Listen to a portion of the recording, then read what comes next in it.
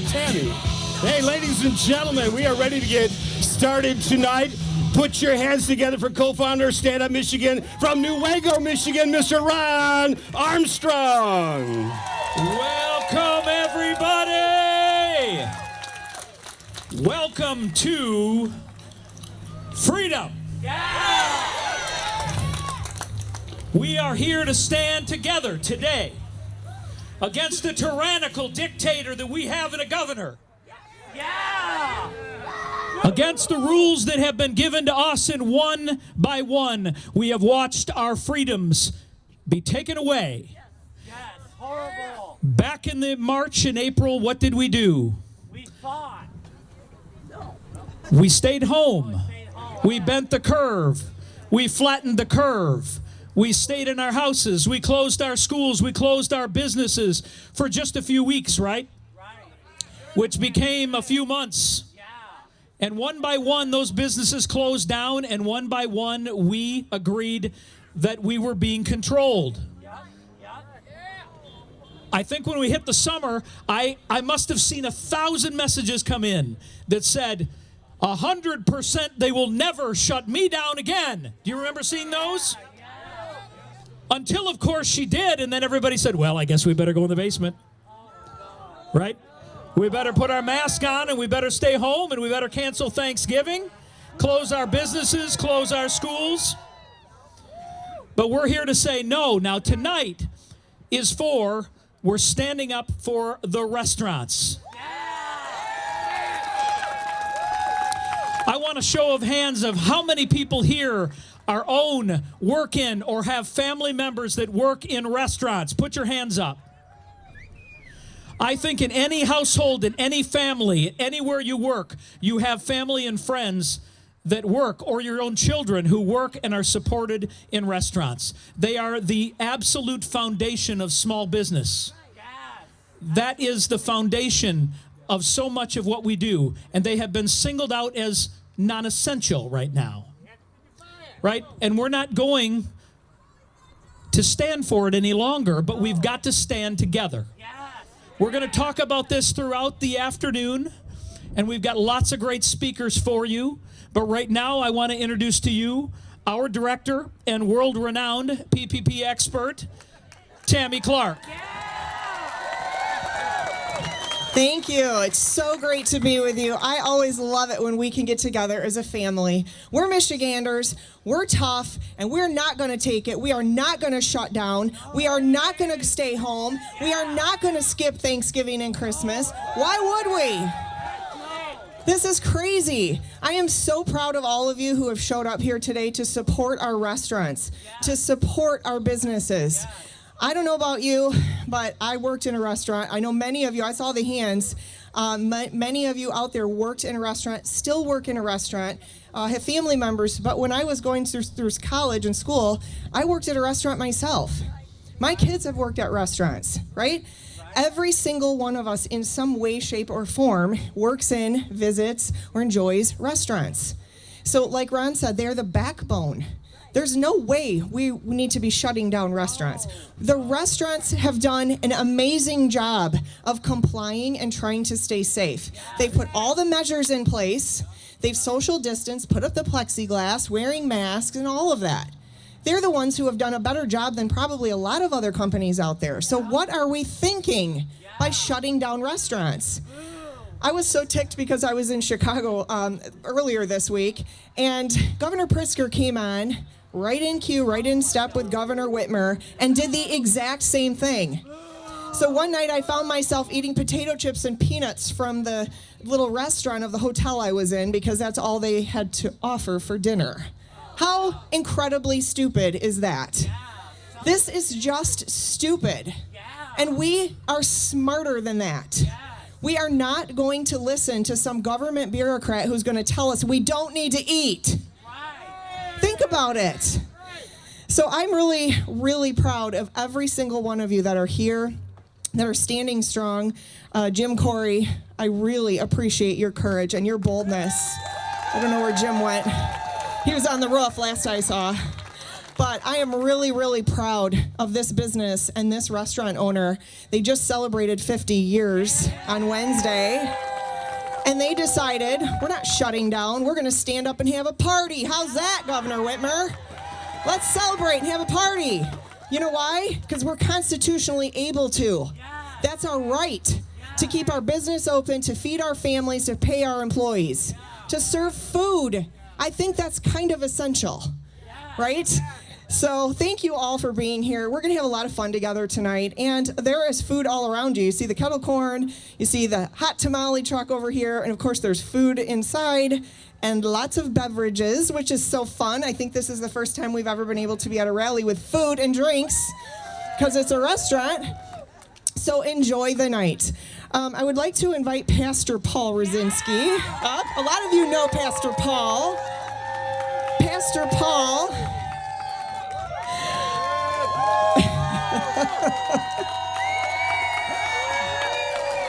Pastor Paul and I actually go way back, but we haven't seen each other for 20-some years.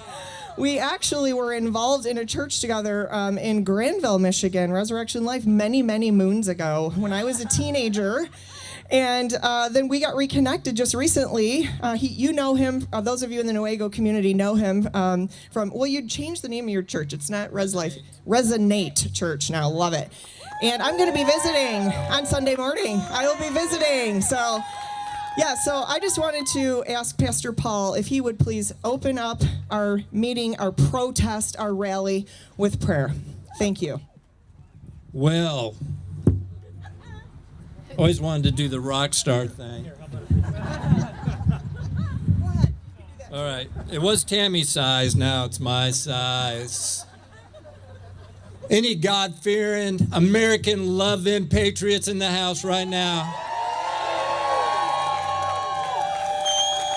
Well, all right, then I think we can pray to a God who sent a rebel into the earth to defy the works of Satan, to free all men, women, and children from the bonds of hell. See, that's my God.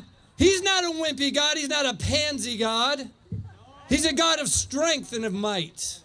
You ready? Well, let's honor that God. Would you stand with me as we pray? Heavenly Father, we thank you that you give us strength. You've not given us a spirit of fear, but of power, love, and a sound mind. I thank you that today with a sound mind we can gather together, we can hear truth, we can rally around truth. Why? Because we love people and we want them to be able to live free. Father, you founded this nation and we call it blessed. We call this time blessed right now. I pray for every speaker that with divine utterance they'll be able to say what you desire to say today. I pray with divine hearing will we hear what you want to impart into us today. So, Father, I thank you for it. I thank you for your blessing, and I just ask for it on this time and in this place and on every person that is here. We thank you because of Jesus, who he is and what he has done. We can all say amen. And with a loud amen, say it. Amen. Come on, let's get this thing started. Thank you, Pastor. Yeah. Thank you, Pastor. Actually, I'm not dropping this down for myself. It's for the next speaker, just so everybody knows. So sometimes in a community like ours, we're fortunate enough to have people move into our county that weren't here before and make an impact in a quick period of time. The next speaker is one of those people. From Ottawa County, but now in Newaygo County, and ahead of our Republican Party in Newaygo County.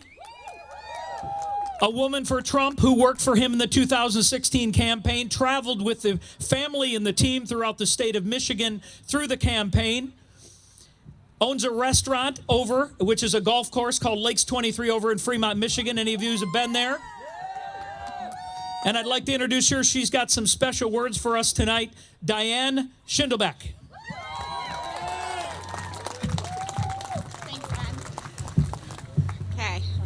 Can I take it off? Because I move and walk a lot, so. Hello, Newaygo. It does. It feels great to be standing here and give an opportunity to share my story. And Ron, thank you so much for the nice introduction. And great to see Scott Christmas again, a friend from a long time ago. But I'm I'm standing here today and to share my story of owning a restaurant. And hopefully I don't get kind of emotional a little bit because my husband Eric, right back here somewhere, we purchased a restaurant just a year and a half ago when we moved up here to Newaygo from Spring Lake. And we have spent the last 3 days, 12, 14-hour days, sitting down with every one of our employees at the restaurant, telling them that this governor has taken away their jobs, taken away their livelihood. Just weeks before Christmas, when December is the busiest month of the year for them to provide for their family and make an income. So it's been very emotional. So I'm going to be strong because it's time I get mad and not sensitive.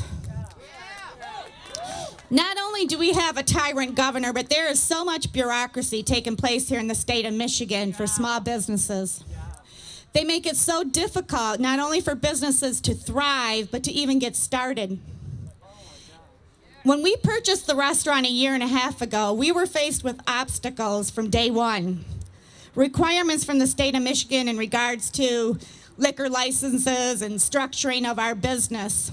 A business that was started here 4 years ago that we purchased from a previous owner that had a great reputation here in our county.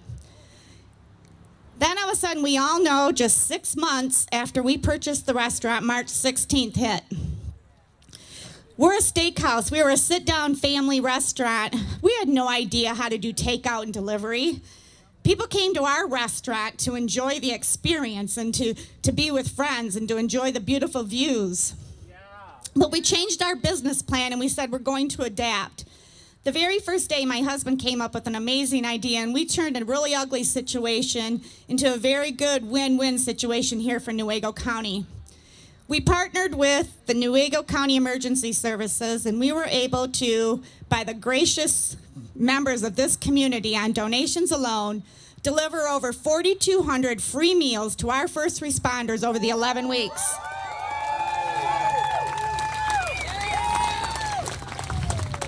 Talk about a win-win. Our employees were able to remain employed, and we were able to give back to the community that we so much love and embrace. Then all of a sudden, we're able to reopen 11 weeks later. Business is going great. And all of a sudden, we're hit with some other obstacles from the state of Michigan in regards to structuring of this business that's been in place. And this just happened just the 1st of October, so this is all really raw to me. As my husband and I tried to process it, look at our business plan, look what's going on, and not only in our state, but in our country. And I remember I got behind President Trump because I believe in small business. And I knew it was going to take a man like President Trump to turn this country around. We love Trump. So the 1st of October, we're told by the state of Michigan that our business needs to be restructured in their eyes. It's all a bunch of paperwork trail that we have to abide by and do. And then all of a sudden, I went back on the campaign trail for the month of October to help President Trump get reelected. I come back, and here we get the news this Sunday that we're going to be shut down again. So my husband and I talked to our landlord, and we prayed on this, and we talked to other supporters of us and colleagues that we trust, and we have made a decision to walk away from our restaurant. So what that does is that's going to give me an opportunity to fight for people like Jimmy. I'm not going to invest another dollar into a business that I see as a temporary dead end right now. I'm going to use my resources and my knowledge and my strength and relationships that I have. And I don't know what that picture looks like right now, but I've spoken to many restaurant owners across this country and across this state, and I am going to do whatever possible I can do to fight for small businesses in this industry, and I will be that voice. So, Jimmy, where are you, Jimmy? So since I won't be slaving at my own restaurant over the next few years, I'm going to be a customer of yours right here in Newaygo County, and I just want to say, I mean, these are decisions. I mean, Jimmy and I shared some, I'm in a networking group right now that a good friend of mine set up with other restaurant owners across the state, and I'm good friends with Ted Fricano, who wanted to be here today. And we're fearful. I mean, not only the fines, taking away our licenses, they're making it completely difficult with no scientific proof that this is where we're major spreaders of this virus that's going on. 4% from the restaurant industry. So just in closing, my husband Eric and I want to thank this community for what we have been blessed with over the last year and a half, and you haven't seen the last of us. We're going to get behind you, and we're going to fight for you. Like I said, I don't know what that looks like, but I'm here for you, and thank you for bringing us here today. All right. All restaurants, not just me. All bars, restaurants, not just me. So, all right. Thank you. All right.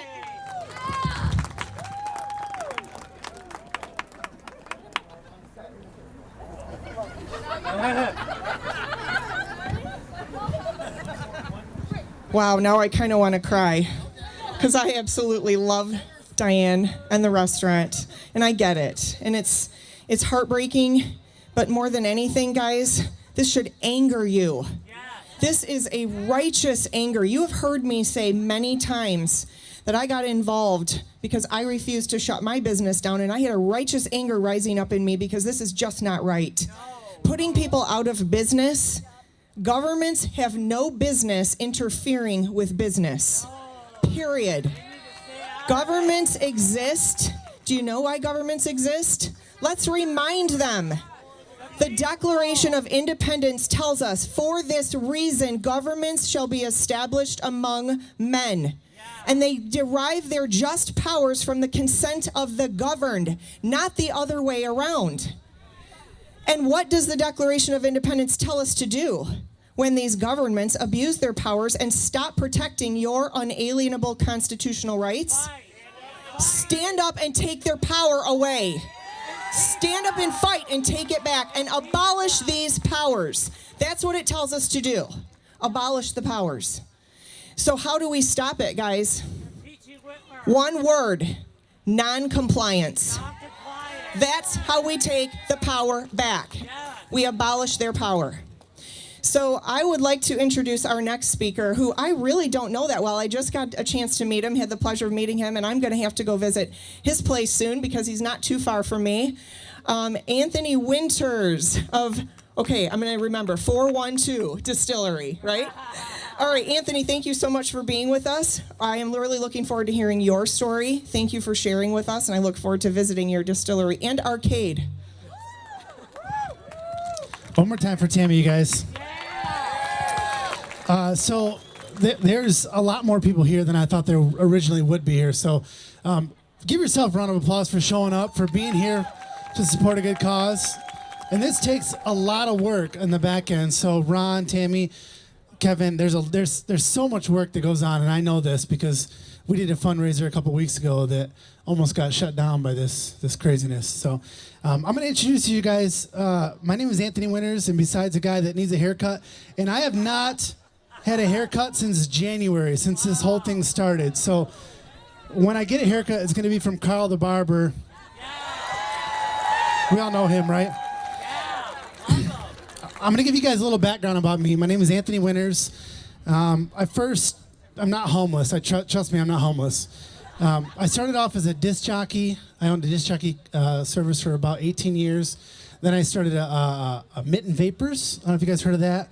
I had 7 stores across a couple states. We were in like 30 countries. Pretty successful. And then I had a pizza place called Mitten Pizza. And then we had that big electric bill, 20 grand. You guys hear about that? It's crazy. Well, now I'm with 412. It's a distillery. And I thought that would be a safe bet, but with everything that's going on, it's impossible. You know, it really is, even just to go to day. So 412 Distillery is a taco joint, a wing spot. We have our full arcade upstairs, but now we're a to-go restaurant, similar to McDonald's.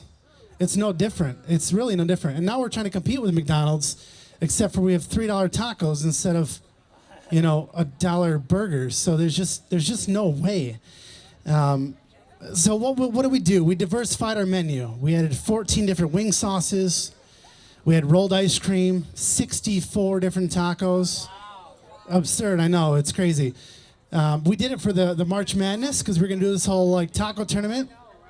Well, we know in March is when everything happens. So we just got shut down. We're like, well, fuck it. Let's just add 64 tacos. That sounds dumb, right? Let's just do it. Then fast forward, we're able to open to 50% capacity.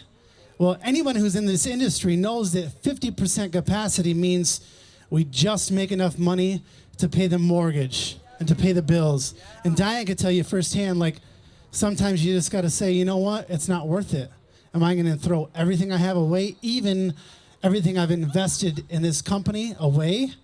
Sometimes you just got to walk away. So that's courageous, and I know there's been times where in my business I've had to do the same thing. And then there's this whole pandemic thing, creating chaos, toilet paper shortages. Beef was $10 a pound. I was still selling tacos for X amount of dollars, even though it cost me $8 to make one taco. And most recently, there was a 6-limit restaurant dine-in. Well, I've got 2 kids. My girlfriend's got 3.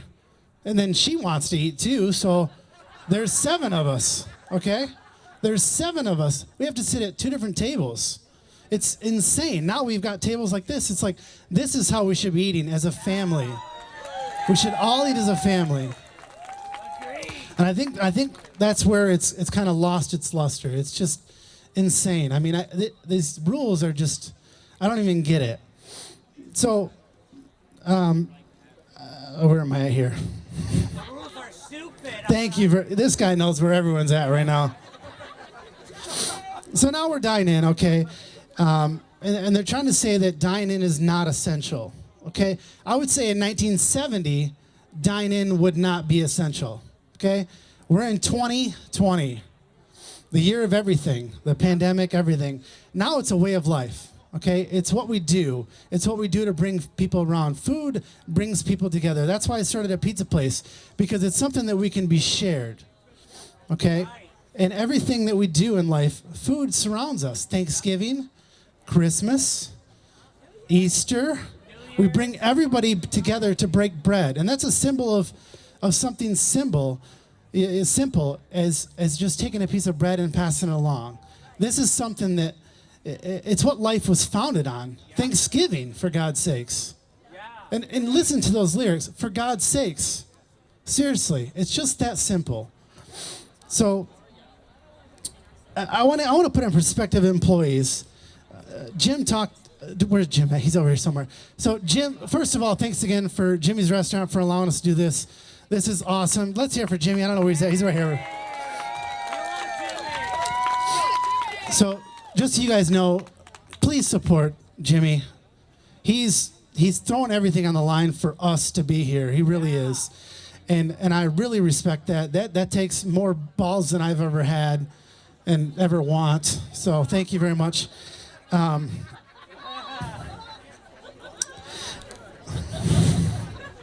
listening to the comments over here, so pardon me. So I'm going to put it in perspective. So if we took the auto industry, there's 250,000 people directly involved in the auto industry. Okay, that's about the same number that work in the restaurant industry. So let's say we shut down the auto industry and saying that's not essential.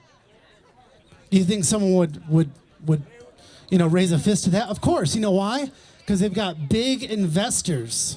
The only one invested in Jimmy's company is Jimmy. So we don't care about Jimmy, right? We don't care about Jimmy. We don't care about Diane. We don't care about Anthony. We don't care about Nissa. We don't care about the taco joint. There's just a one person. But we do. We all do. And that's why we're here. Because we do care, and we want these little mom and pop shops to be successful. Yeah. Right on. So, my good buddy, but the crazy thing is, we're allowed to shop. We're allowed to go to Meijer. We're allowed to go to the gym and work out and sweat, but we can't even sit down in a restaurant. That is just absurd to me. And I'll give you a little thing here. My buddy is in good shape. He travels 24/7, okay? The only thing he's got in his fridge is beer and mustard, and I'm not even kidding you, okay? So for him, restaurants are essential. That's what he eats. He eats out. Another buddy of mine, he's an over-the-road trucker. He eats out, and you know what? How do we get our food? By truckers. For him, restaurants are essential. I have another couple buddy friends of mine. They're both professional. They have barely enough time to even go to the grocery store to bring milk and bread home. For them, restaurants are essential. So I'm here to tell you, I just want to be essential. I just want to make some spirits, and I just want some freedom to do as I want and not as I'm told. And for that, I'll end with, my name is Anthony, and thank you so much for taking the time to come out here. So thank you, thank you, thank you. All right, we're going to bring it back in here tonight. Bring back Ron Armstrong, who's going to introduce the man. Ron, go ahead. That's not me, by the way. I'm not the man. The man of the hour is the man who stood up and provided this beautiful restaurant that is not supposed to be open and serving anyone tonight. Jimmy's Roadhouse stood up back in April, and he's standing up again today. And this man who was on the roof not long ago taking a picture of all of you is bad to the bone. Mr. Jim, Cory.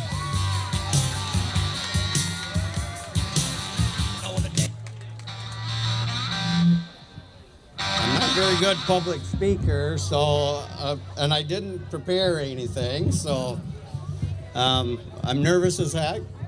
And one of the main things I want to start out with is I'm going to try and bring my entire staff out here, because my family for 50 years would be no place, nothing, without the people that support me. I love my staff. I need my staff on the other side of this. Owners, take care of your staff. All right. All right. I'm all nervous. I'm shaking. So. Woo! Yep. I want my staff out here. You betcha.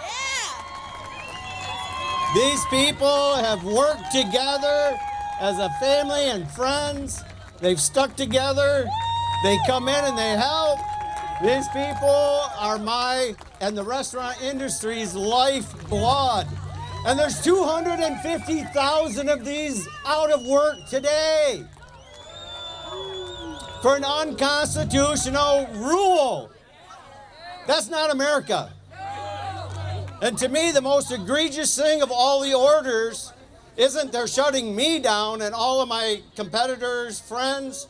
It's they're telling us what we can do in our home. That's the most egregious, because that affects every one of you. The next thing, they're going to tell you to wear a mask in your home. 3 states in our great union have succumbed to that. No, is that what you want? Is that America? No, this is America. This is America. Everybody stand proud. Support your local bars, your local watering holes, your little diners, the mom and pops. I live 35 miles away. Sand Lake, there's a tiny little place. Support them. They're on the corner. They've been open since Wednesday. Support these little people that are standing up, please. And support the staff at every place. These people are just great. I just love them. Thank you, everybody. We love you too, Jim. Yeah.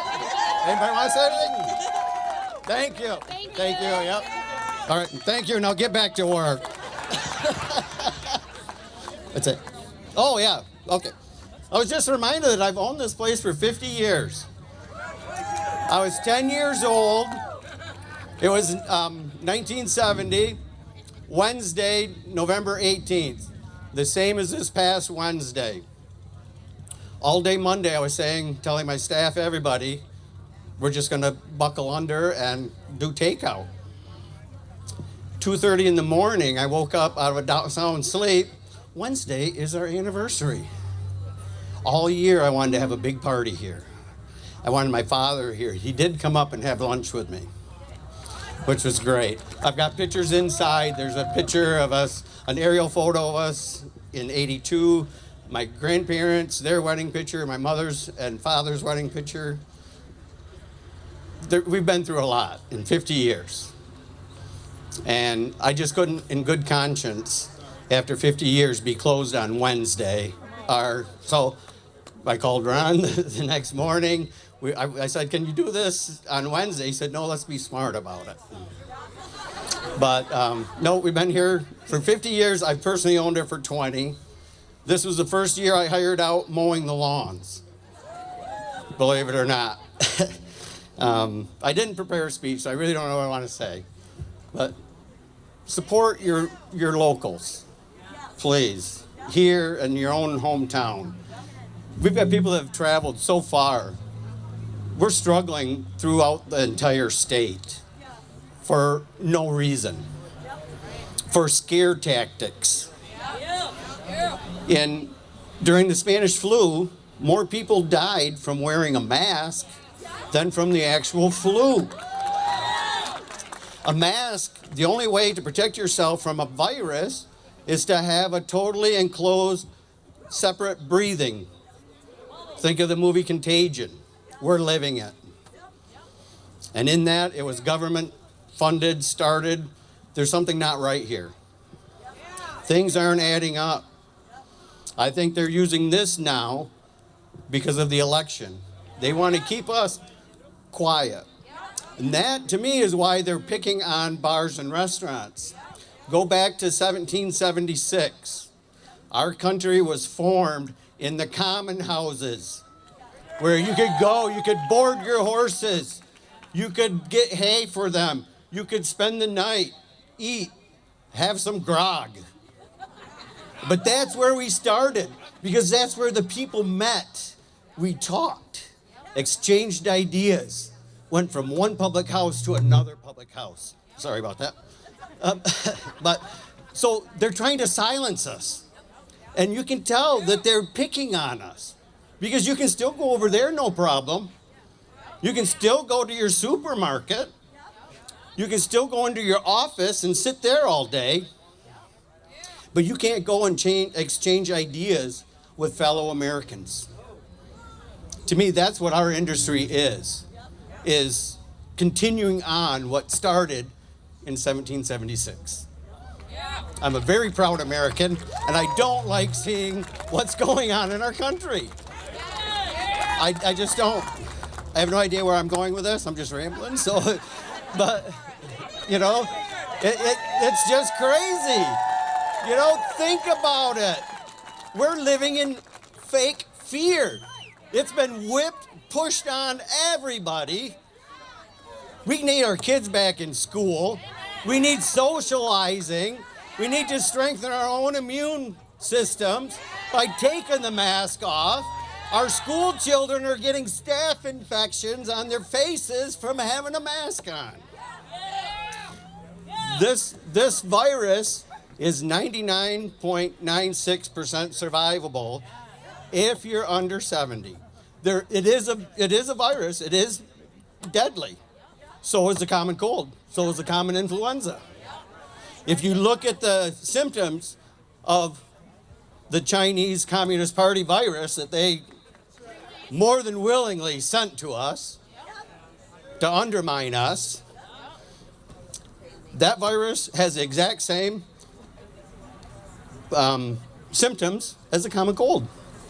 It's got the exact same symptoms as most of the side effects from your over-the-counter drugs. So, you know, you're not feeling good because you took a pill, you go get tested, now you're a statistic. And the majority of the tests that are coming back positive, 80% of them state they're die-hard mask wearers. That says it doesn't work.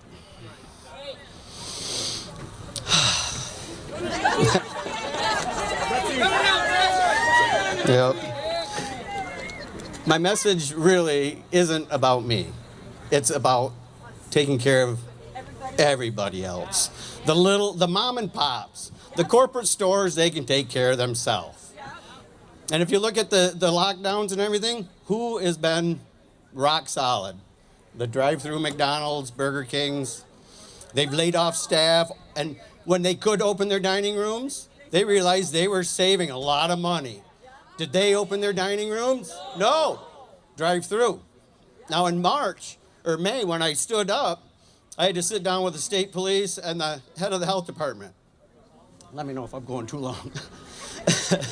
But so I sat down here in Newaygo with the head of the state police, head of the health department. I broke 2 of the executive orders at that time. Number one was to have proud Americans come to my restaurant and eat. And I was even trying to be safe. This area where you're sitting had a 40 by 100 foot tent. These tables and chairs, this is the second time they've been used. I bought all these because I was planning on doing that all summer. But I got shut down. So the first order was allowing and inviting people to congregate. Like Americans like to do, right? The second executive order that I was guilty of was preparing, selling food, and somebody eating it on my premise. Now, according to the health department, my premise and other independent restaurants, the parking lot is your premise. So they said that they could not take the food out of my business in the styrofoam container and sit in their car and eat it. Right, no. Right. I even extrapolated on it with the head of the health department. And all he could do was shrug his shoulders. I said, now let's look at this. I've got a competitor right next to me. We've got joining parking lots. They take the food out of my restaurant, go out to their car, and they can't eat in my parking lot. They can move one space over to the competitor's parking lot and eat it, and that's okay. How does that stop this virus? Does anything make sense? No, it's bizarro world. Dogs and cats living together, up is down. Come on. It's crazy. We've got to stand up. Peaceful, civil disobedience. That's where the change will make. And I'm telling you, if they try and install Biden, I want to see every one of us be peaceful, but go to our county seats, go to our state houses, and besiege them peacefully. We've got to let them know this isn't right. Let's show them how to protest, how to make positive change in America. It's not by burning down your neighbor's store. No, it's through our constitutional process. Stay positive that in these dark times, our Constitution will prevail. It will see us through these times. That's what Donald Trump right now is doing. It looks like he's not doing anything, but he's following the process. We need the process. Those founding fathers, they knew, how did they know that what they drew up and wrote would still adhere today? They even foresaw what's going on today. To say that no matter what happens, you have these rights as a free human Homo sapien. We're all humans and Homo sapiens. Come on, let's live together. Let's reach out to the other side, try and show them the light. Let's bring this darkness to light. Let's weed out the evil and make them suffer the justice that they have coming. I don't like this. I'm just so flabbergasted that this is my America, that it's gotten to this. It's communism. Yes, it is. They want communism. They want us to need them. We don't need them. They need us. They are only there for the basic services. They are not there to run our lives. They work for us. Remember that. Remember that when you vote. And especially remember that not when don't think about the top of the ticket. Look at the bottom of the ticket. This is how the socialists are getting in. They're funding the lower end of the ticket with the judges, the prosecuting attorneys. That's how they're taking over America from the bottom up. That's my 2 cents. And with that and $5, you get a cup of coffee in town. Thank you, America. Thank you for coming. I love this country. You should love this country. Thank you. I appreciate it. Thank you so much, and happy birthday, Jimmy's. You got your party. You got your party. Best party you could ever have right here. Thank you so much. All right, I want to introduce to you guys somebody you've probably heard of because he was one of the initial rebels in the revolution. You've probably heard of Frisky Orchards, right? They were one of the original businesses that refused to shut down. They never did. They never have. They have not required their employees to wear masks or customers, ever. Yes. And I was honored and privileged when we did our rally in Traverse City to get a personal tour of this amazing farm and market. And so I want to thank you guys for that. My family had a great time. But I want to introduce you to a great patriot, great business owner who really stood up and led by example, even though the health department tried to shut them down. Even though they had some legal troubles. You know what they did? They stood up, they refused to comply, and they fought in court. Richard Frisky. Thank you, everybody. I'm really proud to be here with my wife of 37 years, Wendy. And we're proud to represent our family. We have 3 adult children that are all married and full-time involved in our business. Hard act to follow, Jimmy. He didn't have any remarks prepared. I've got a few prepared, so you might really be in trouble. Let me give you a little family background that will maybe help you understand why we did what we did and are continuing to do what we're doing as a family business. My parents came to this country in 1952. My dad was in the German Air Force, and he left that war-torn country because he believed in the opportunity that America would give him and his family and his children. They came here with absolutely nothing. They'd been married for 2 years, and they came from a country that was devastated. In fact, they lived with another German couple in Alpena, Michigan, because you couldn't just come here and be homeless. That was legal immigration. And they lived there for room and board and worked on a little farm. They came with nothing but the clothes on their backs, basically. But they did come with a deep faith in God. They came with a love for their family. They came with a dream and a dream in their heart and a belief that America was a great land of opportunity that would allow them to live that dream and realize it. And only 10 years later, after coming here with nothing, they were able to buy a rundown and bankrupt 240-acre orchard near Charlevoix. I was 3 years old when they bought that farm, and I've been there all my life. In another year, we'll be in business 60 years, Jimmy. So I understand the challenges of a long-time family business. But I'm grateful to say that God has blessed us and carried us through even difficulties like we've faced this year, new challenges. So then 8 years after they came to the farm,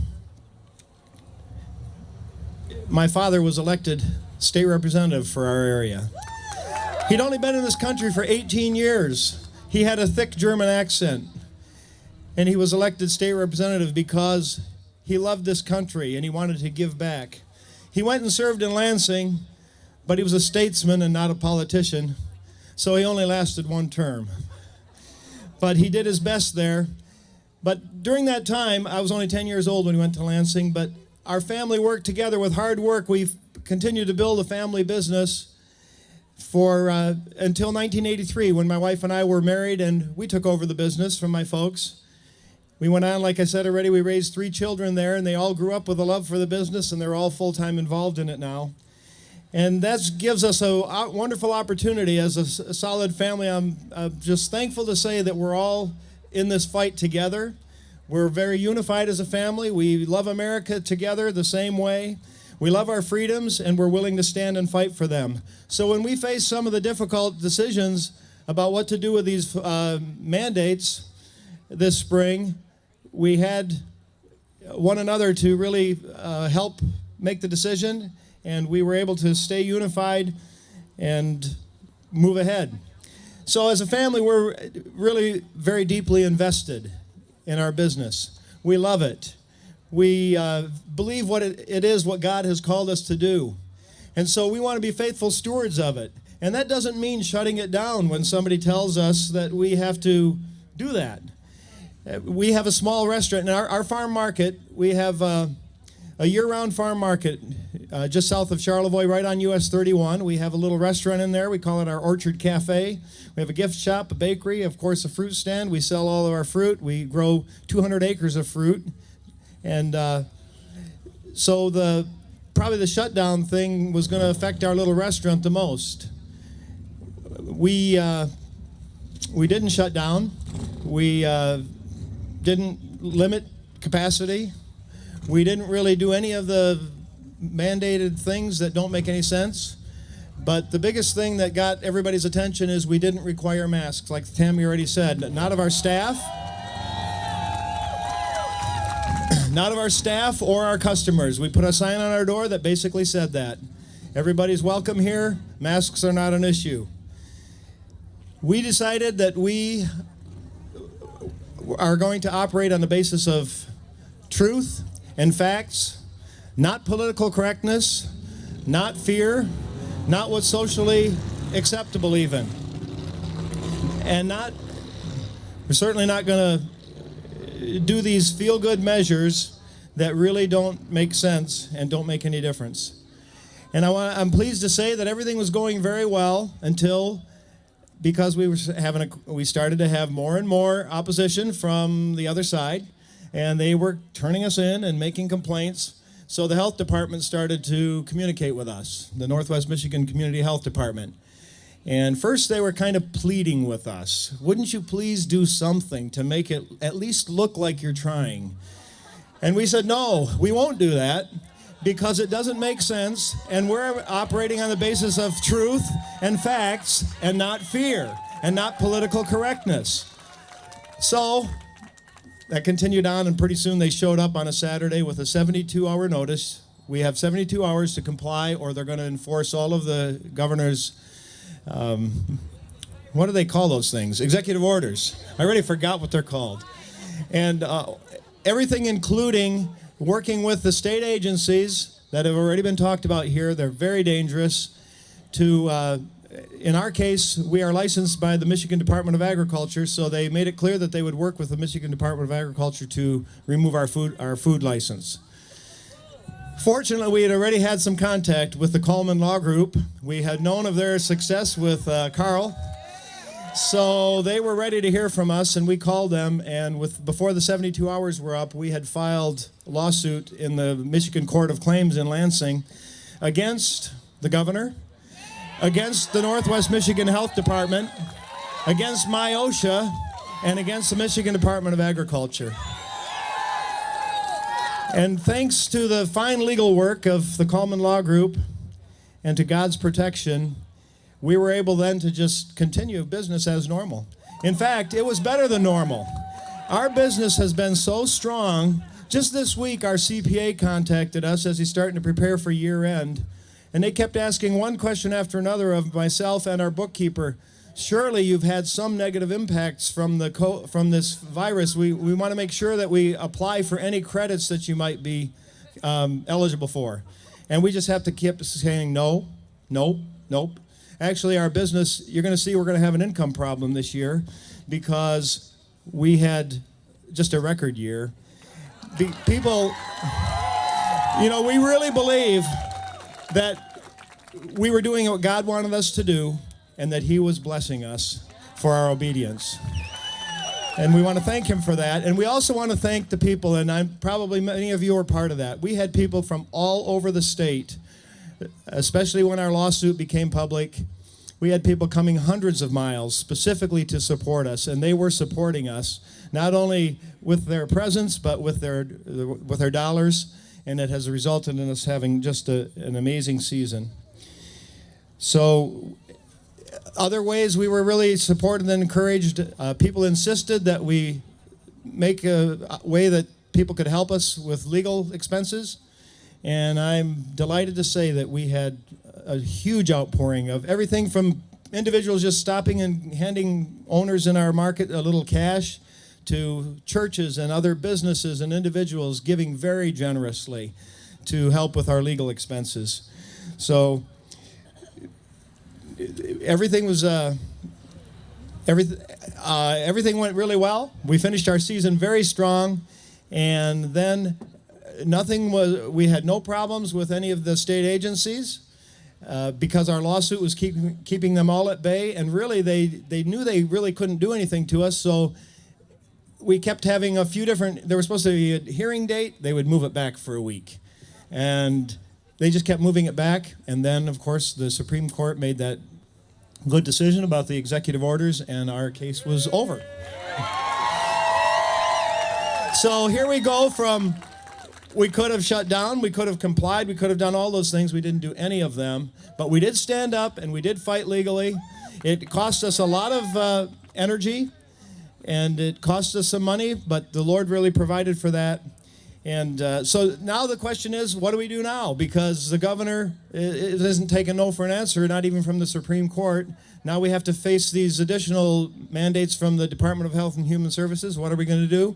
We're not going to do anything differently. We're going to do the same thing. We're going to be just like Jimmy. We are entering our slow season, so it's a little bit different for us. We're very busy in the summer and the fall. It's our slow season, but we're going to be, I'm afraid, busier. And I'm not afraid of it, but we're not really staffed for it because we're slowing down. But we are, our cafe is open. You can come and dine in, and we will continue to do that. So I'm like the other speakers here. I know that I'm preaching to the choir here, but we must stand up. We must stand up, and we have done so, and we will continue to do so. We got to stand up for our liberties. We've got to stand up for our freedoms, for our families, for our businesses. We need to stand up for America. Thank you.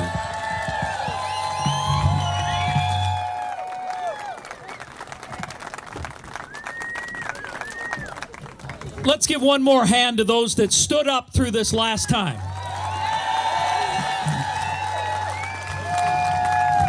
They stood up for all of us. And the next person that I'm going to have come up here and talk to you, one thing, how many of you have joined our locals platform? Put your hand up. That's your locals community. If you haven't, standupmichigan.locals.com. It is off of Facebook. Understand, Facebook is not free. Understand, they have 5,000 points on your life. They know where you are. They watch you are. And if you look at what they keep track of with you, if you looked at what they're doing to us, to our admin, to our mods, they are flagging your IP addresses. They're flagging every other thing. Google Analytics is a part of it. They are censoring everything we do. Believe it or not, even our email programs. How many of you are getting our emails? Those of you that aren't, please sign up at standupmichigan.com, because we're going to have to continue to communicate with you in other ways, because we are being censored at such a level. They do not want us together like this. They do not want us as one voice. They want us to be segregated so that we can be disciplined and talked down to by the people in Lansing, who, by the way, represent us, right? But here's what we have, and that brings me to my next speaker. What we have is a man who's upstairs, who knows how this story ends. We know how this story ends.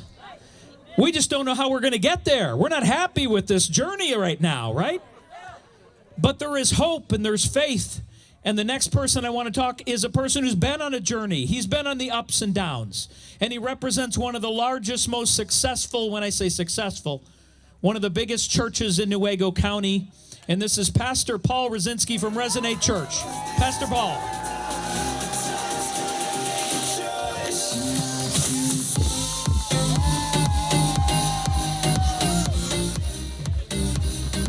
Let's dance. Do you love America? My family came here from communist Poland. Close to communist, well, Nazi Germany. Both born in Poland. All right. Well, we got something in common. I appreciate you standing up. That's awesome. It's sad that you had to do what you did. In the United States of America, you know, the Bible says where the Spirit of the Lord is, there is freedom and liberty. In our Constitution, says something about that liberty. The one thing about liberty, it's only one generation from being lost. If it's not stood up for, fought for, it will be gone.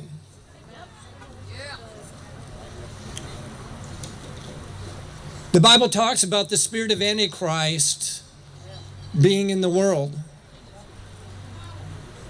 You see, Christ came to set people free. Yes. Come on. Come on. The whole Bible, Christ is about freedom. Come on, somebody. The Spirit of the Lord is upon me because He's anointed me, Jesus said, to heal the brokenhearted, to set at liberty those who are captive, to heal the brokenhearted. Come on. To set at liberty. Liberty. Those who are bound. Why would a church get involved in this? Why should Christians get involved in this? Because of all people, we understand freedom. You see, because if you've ever had a life-changing experience with Jesus Christ, you know what it's like to truly be free. There's a story of Cory ten Boom, and I don't know if you know her story. Many of you younger people may not know who she is. But she was put into a Nazi concentration camp because she decided to do something that was right, that was bold, that was courageous. And her family hid Jews from the persecution and sure death. And they got caught. They got caught because somebody wanted to follow the rules and the dictates of turning in your neighbor. Have you heard anything like that in our nation recently? It's evil. My wife and I lived in the former Soviet Union. I know what communism is like. I've seen what it's done. Almost every one of my friends have had a family member killed for just being a Christian. One of my interpreter's family, her mother and father died building the railroad in Siberia. Why? Because they dare have a Bible in their home. Another good friend of mine, his father was marched naked in the snow in front of their family. Why? Because of having a Bible in the home. How did that freedom? Do you understand that it used to be a free nation? Do you understand it was a godly nation at one time and it turned into a communist nation? Why? Because people did not stand up. Because people allowed things to happen that were ungodly. Because they lost sight of that God is a God of liberty. And they lost sight of that God has not given us a spirit of fear, but of power, love, and a sound mind. And you know what? Too many times people use a sound mind to hide behind fear. But God gave us courage and a sound mind to see, to recognize evil, to stand up for those who can't stand up for themselves, to stand up for freedom. I'm so proud of Jimmy for opening up right now. I'm the only speaker that he's not here, that he's not here for. Oh, great, Jimmy, great, all right. He's busy. But you know what? That took courage. And it's unfortunate that it took courage to do something that was right.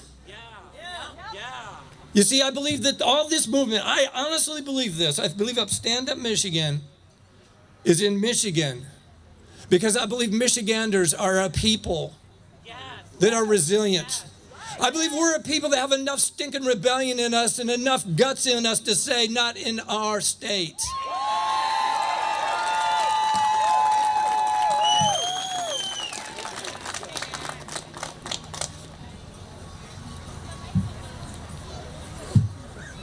There's so much I could say.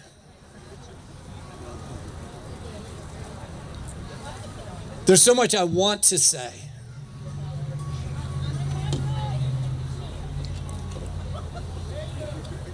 Two things left.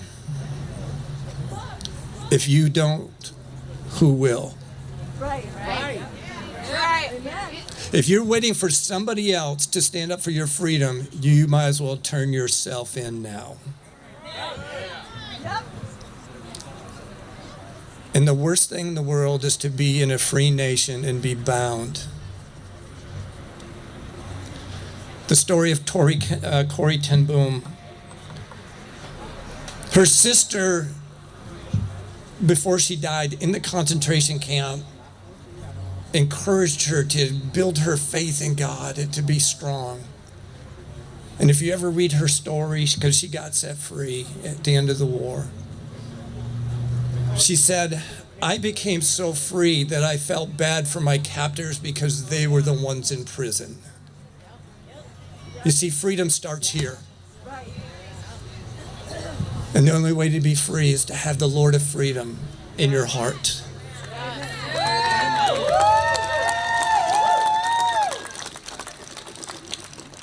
There's no sin too big for him to reject you.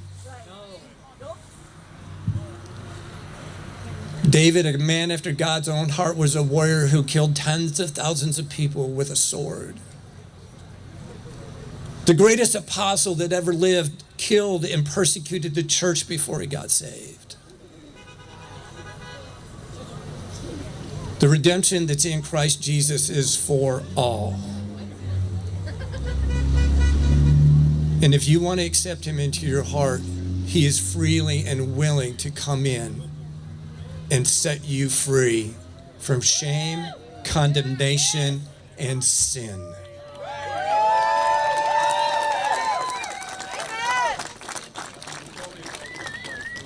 You just have to say, Lord Jesus, I believe in you. I believe you died on that cross to pay for my sin. And I've sinned. And I need to be forgiven. I will confess you as Lord. I want to be a part of your kingdom, the kingdom of heaven. You're the Lord of that kingdom. And so I accept you as Lord. And at that point, the kingdom of heaven will come into your heart. Freedom, life, grace. And then the spirit that doesn't have fear, that power, love, and a sound mind will reside in you. Pure freedom. Pure freedom. Pure Michigan. Pure freedom. Thank you. God bless you. Let's stand and not let tyranny. What was it that Jimmy said? We're going to besiege. We're going to do a peaceful besieging. I don't know what that looks like, but let's do it. Civil disobedience, peaceful civil disobedience, only at our state capitals, county seats. Be reasonable, kids. All right, he just owns the place. He's got it. That's enough. Go cook us some food, something. All right. No, we've got more speakers. We are going to ramp this up, people. We're going to ramp this up very soon. But what I want to tell you about Pastor Paul is one thing we talked about with our website. We're going to be turning that into more of a broadcast thing. We want to have more speakers and people that are going to give us messages as you can't hear them anywhere else. And Pastor Paul does what he calls a morning coffee. He does it on his Facebook page. That is going to be on our YouTube channel on a daily basis. So you're going to get a chance to hear a little encouragement every day by following Stand Up Michigan. And now I'd like to have Tammy come up because she's got a letter of somebody that couldn't be here today, but she wants to share the letter. We got a couple of letters today of people who can't be here who have been standing up. Thank you. Okay, so we have been contacted by restaurants, cafes, delis, coffee shops, bars, all over this state. I have been getting emails from people like crazy this week who wanted to be here but couldn't. So I'm going to read to you a letter from a restaurant owner, little restaurant owner in the UP, because she contacted me and said, I would love nothing more than to be there and to speak on behalf of all Upers who are not closing down. They're staying open. And you know what? They're scared. They are a little bit afraid. They don't know what's going to happen. But you know what she said to me? If we close down right now, we will never reopen. So what have we got to lose? And that's the point. If you close down for 3 weeks, trust me, it is not going to just be for 3 weeks. It is going to be 3 months, 3 years if they had their way. Permanently, right? So let me read this letter to you and just understand as I'm reading this to you that it is coming from a group from a little town in the UP. It is a group of restaurants that kind of collectively, this is their message to you. All right, she says, my name is Doreen Weaver. My husband and I are the owners and operators of the Corner Cafe and Motel. I was a nurse and my husband a truck driver. We had a dream to move this Uper back home to the beautiful Upper Peninsula to run a restaurant. We bought our little restaurant and motel that has been in business for over 60 years on the corner of M95 and US Highway 41 in Champion almost 9 years ago. I can only imagine how their journey began, and I wish we could be there to celebrate this monumental milestone with you.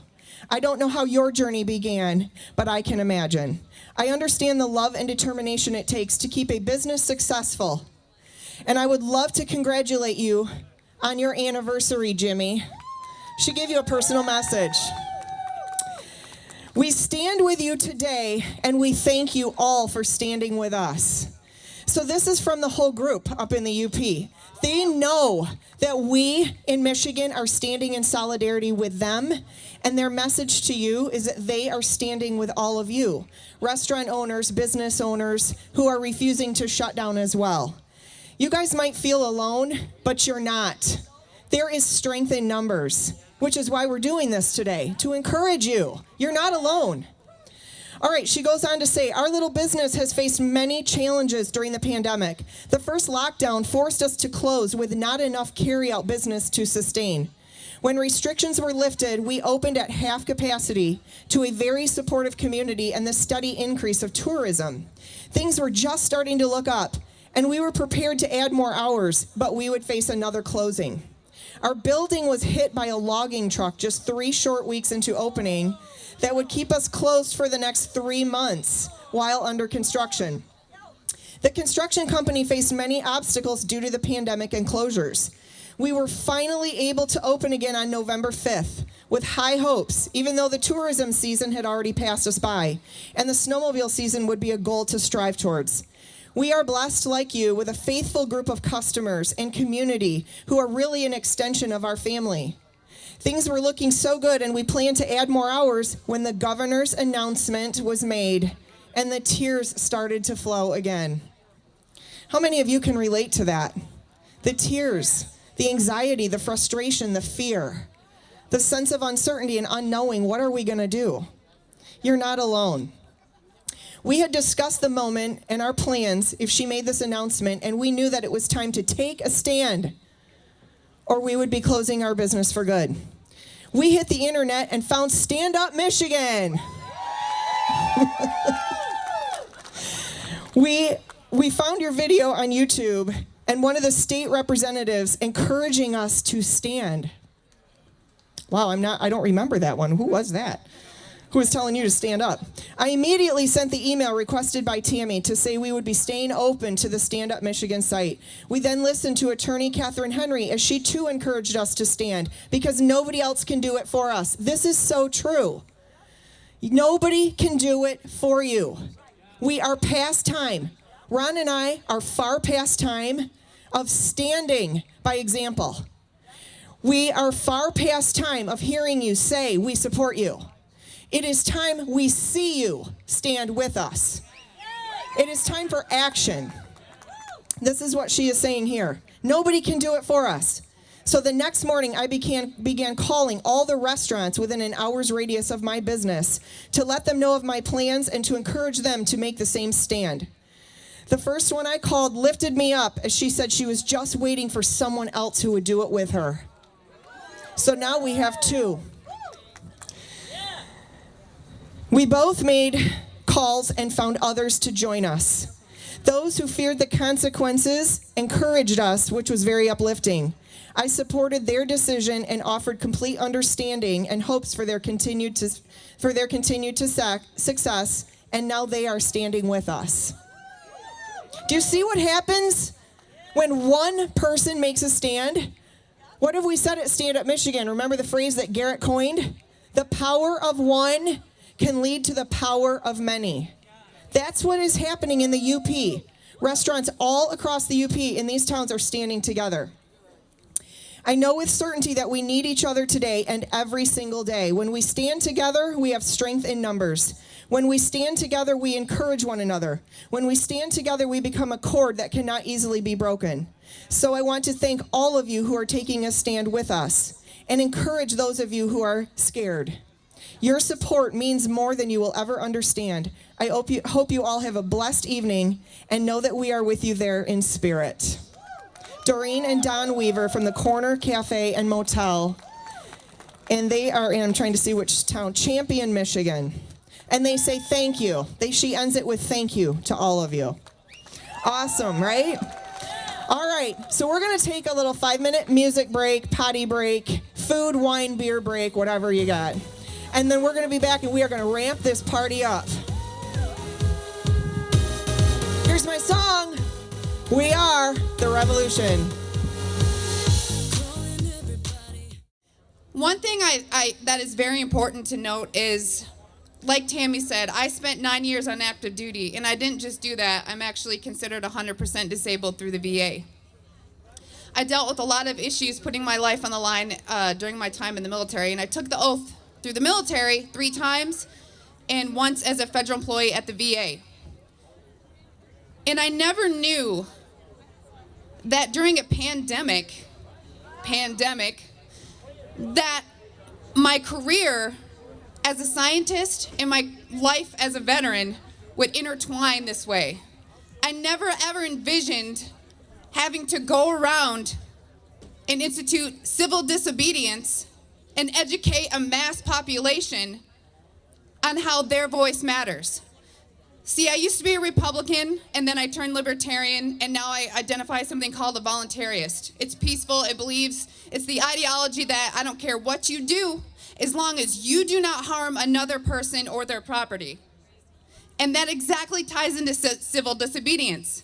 You see, throughout history, people have been outcast as treasonous, as violent, even though they committed no acts of violence, because they dared to stand up against unjust laws.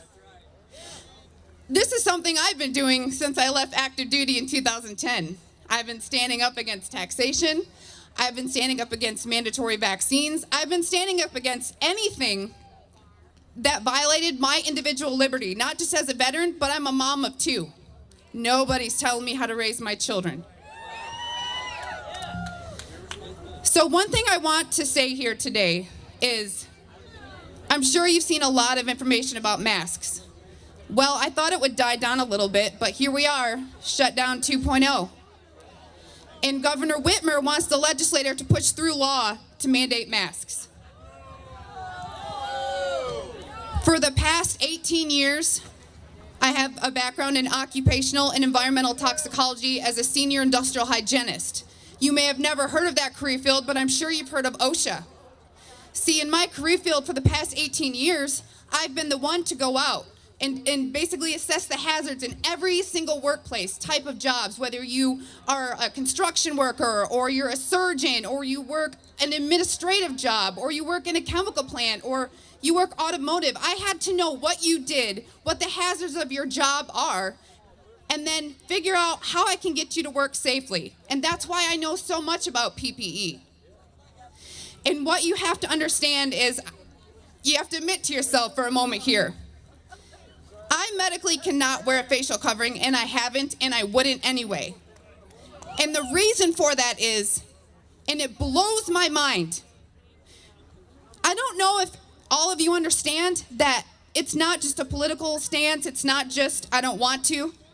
It is so incredibly negligent. It is so incredibly dangerous to tell a mass population to take a homemade device, non-NIOSH rated devices, that's an institute that tests PPE's limitations, to tell people to cover their faces.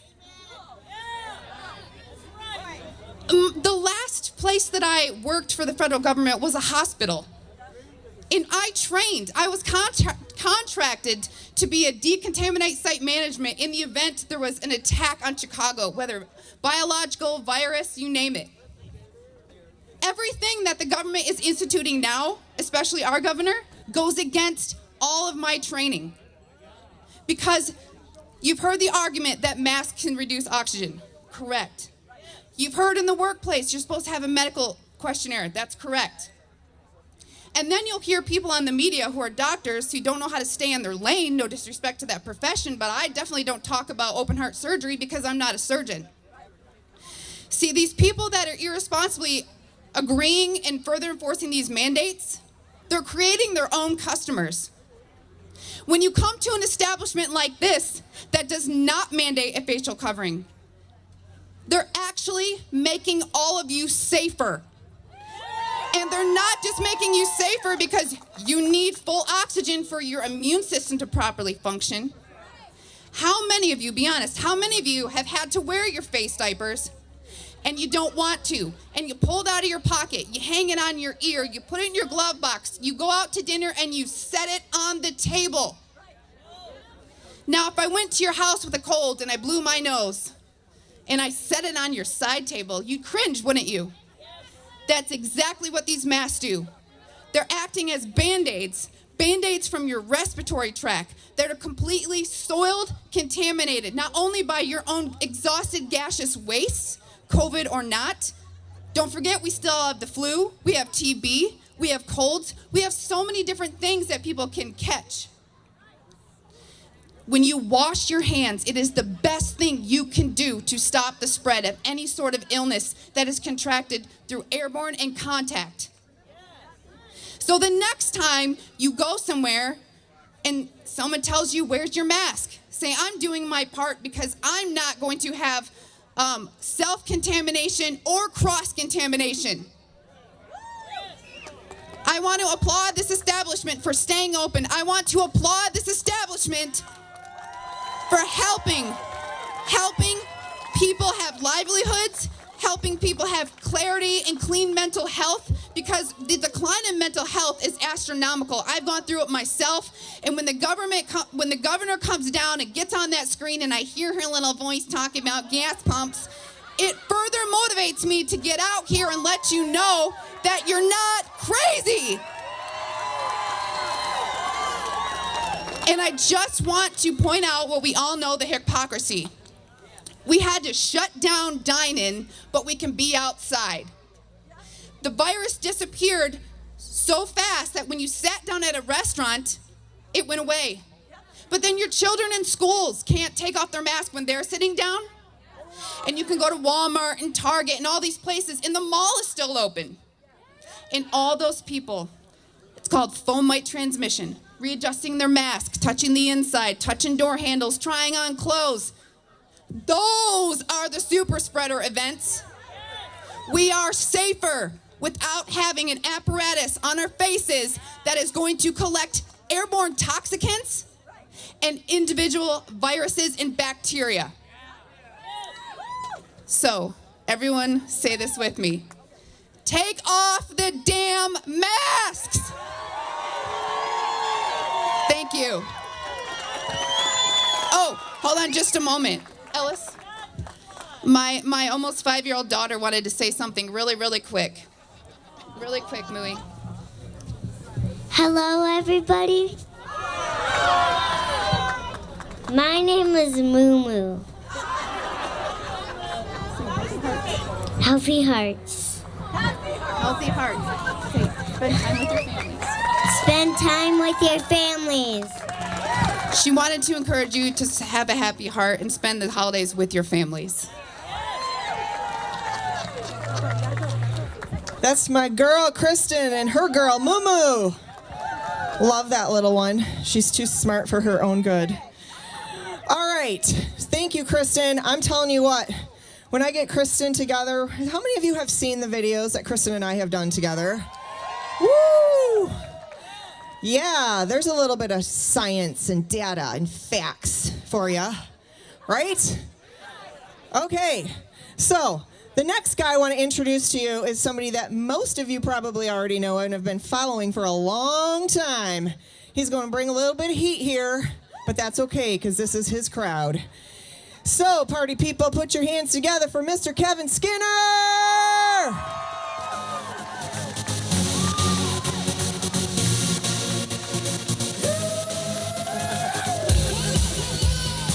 What's up, everybody? I can't see a dang thing. I can't see any of you, but I love all these beautiful patriots and beautiful American flags. Yes, sir. All right, you guys know how I do it, so first things first, I'm going to share something with you. They will fight against you, but they shall not prevail against you, for I am with you, declares the Lord, to deliver you. That's Jeremiah 1:19. The Lord says he's going to deliver us from this evil. He promises he will. So you got to stay firm, Michigan. You got to stay firm, all right? Now let me give a couple shout outs. All right, where are you veterans at? Raise your hand if you're a veteran. Raise them up high. Don't put them down yet. Where you at? I see you, veterans. There you are out there. I see you. Round of applause for the veterans. Thank you, guys. Thank you. Thank you, veterans. I've been saying this all year. You guys probably know back from the days of Michiganders Against Excessive Quarantine. But when they tell us that our freedom is secondary to their fear, they are spitting on the graves of every one of these patriots and veterans that gave their lives for this freedom.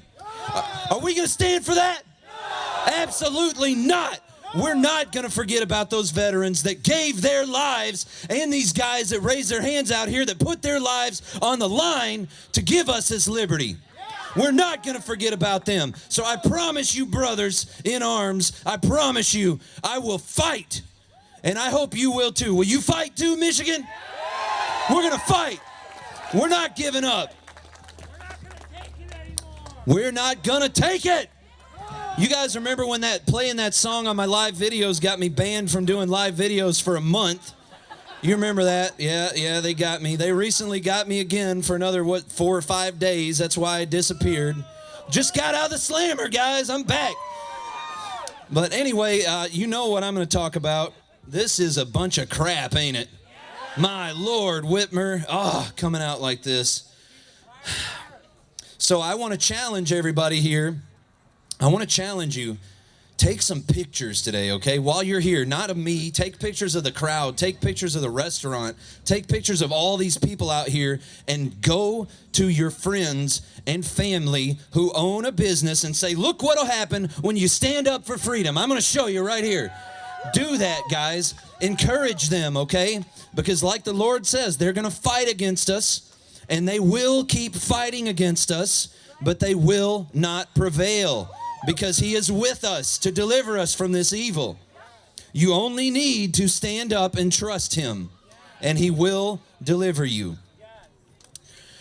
He absolutely will. I promise you, guys. I promise you. My wife and I never closed our business, okay? We never once, just like a lot of these other patriots and brave people out here, we never once closed our business. So I want to ask also, how many business owners do we have out here? Raise your hand if you're a business owner. Let me see. We got a lot of business owners out here. Back here, yep. Yeah, look at this, guys. This is America. This is what makes America. It's not the people that sit back and want to sit there and do nothing and collect a check. It's you guys. It's business owners that stand up and do something. We need to start glorifying the entrepreneur a little bit in America, don't we? The entrepreneur is the backbone of the nation. That is what built this nation. Not lazy people that want to sit back and have everything done for them. And so are we going to accept that here in America? No. No, we're not. We are not going to accept that. We're going to fight. Is that you, Jesse? Yeah, that's you, brother. We're going to fight. Oh, all right, another shout out. Where's my Michigan grannies? Where you at? Michigan Granny Battalion. Where are you? I know there's a few hands out there. I saw Vicky out there earlier. Vicky, say hi to me. Where you at, Vicky? Hi. So the Michigan Grannies, let me just tell you right now, guys. I talk about the Michigan Grannies because these ladies are the fiercest Michiganders that we have. They've been out doing petitions all year. They've been busting hump all year, fighting for you guys. So you need to thank these. You see one of the Michigan Grannies, and if you are one of the Michigan Grannies I'm talking about, wear that badge with pride because you earned it. You earned it. You've been fighting. Also, if you haven't yet, you need to get your booty over there and sign the Recall Whitmer petition. Yeah, everybody, hey, they need to have 100. I hope there's 100 more signatures on that petition today, okay? Because as you guys know, somebody in the House of Representatives said, no, we're not going to bring up the impeachment for a vote. Boo. Boo. No, thank you. That is not good. We know the will of the people in Michigan is to impeach her. We know that. Ditch the witch. That's right. So I'm not going to name names or anything, but I just want you guys to put some pressure on the people in the House, particularly the Speaker, who gets to decide what comes up for a vote, and tell him, hey, dude, get your act together. Get your act together. Another thing that we need to be thinking about right now, guys, is the State Board of Canvassers. Okay, we all saw what happened over in Wayne County. It was pathetic. It was pitiful what they did.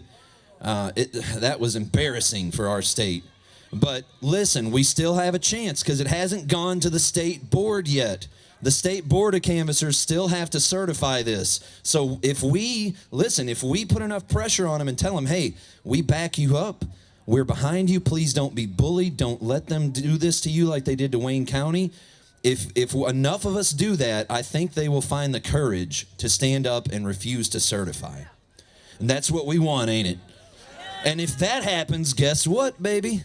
If we don't certify Michigan, then guess what? We get the chance to have our legislature decide who the electors are. And we got a Republican-led legislature here in Michigan. So guess what? That means we'll be sending electors for the president. That's what we want, ain't it? He won this state. He won this state. I know he did. I know he did. I went to the rally in Grand Rapids the day before the election. I saw all the rallies around here. I know where the Friskies go. I know you guys were in the rally up here up north. And man, the numbers that our president had were just amazing. So don't let anybody tell you that he didn't win this state. He won this state. He won this state. And that 100-something thousand extra votes is all fraud. It's all fraud. Every bit of it. So I think I'm going to pretty much wrap it up. You guys know I come up here to pump you up, okay? And I'm telling you, we need to keep fighting. This is not the time to sit down. Like Tammy said earlier, she said it great. She said, we don't want to hear that we support you anymore. And I don't want to hear, I'll be there in spirit. You know how many people have told me I'll be there in spirit? I'm tired of hearing that, okay? I really am. Because, guys, we are literally on the verge of losing our whole nation. This ain't a joke. This ain't a drill. You were born for a time as this, and the Lord says they will fight against you, but they shall not prevail against you. For I am with you to deliver you, declares the Lord. So stand up, Michigan! Let's hear it for Kevin! All right, guys. No, I forgot something, okay? Something really important. There are some people, as you know, Facebook is heavy on the censorship. We have some people in the house. I don't know if a lot of you guys know Angie. Raise your hand, Angie. But Angie is the main admin on a group that we have on MeWe. That's MEWE. And it's called Michigan Lanterns of Liberty, okay? If you want to get away from Facebook, like Ron was saying, you get on the Locals platform with Stand Up Michigan, you get on MeWe, join the Michigan Lanterns of Liberty, okay? If you want to get on there and follow with some of these other patriots that you're here with today. How many Lanterns of Liberty do we have out here? Yeah, a lot of you guys are. So 6,000 members in the group, guys. This is one of the biggest groups on MeWe, okay? And if we get a lot of people in there, maybe they'll give us live videos, and then you guys can look at my ugly mug every day again, okay? All right, I'm sorry. I won't take up any more time. Love you guys.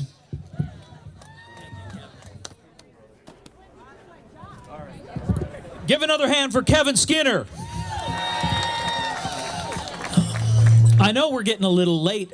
All of you aren't getting tired, are you? It's not even 6 o'clock on a Friday night in Michigan. I know we're cold. This isn't cold. You sit in a blind for 6 hours and you wait for something to walk out and look at you, right? Instead, you get to look at Kevin Skinner and his beard. So what I want to read for you now is a person that couldn't be here.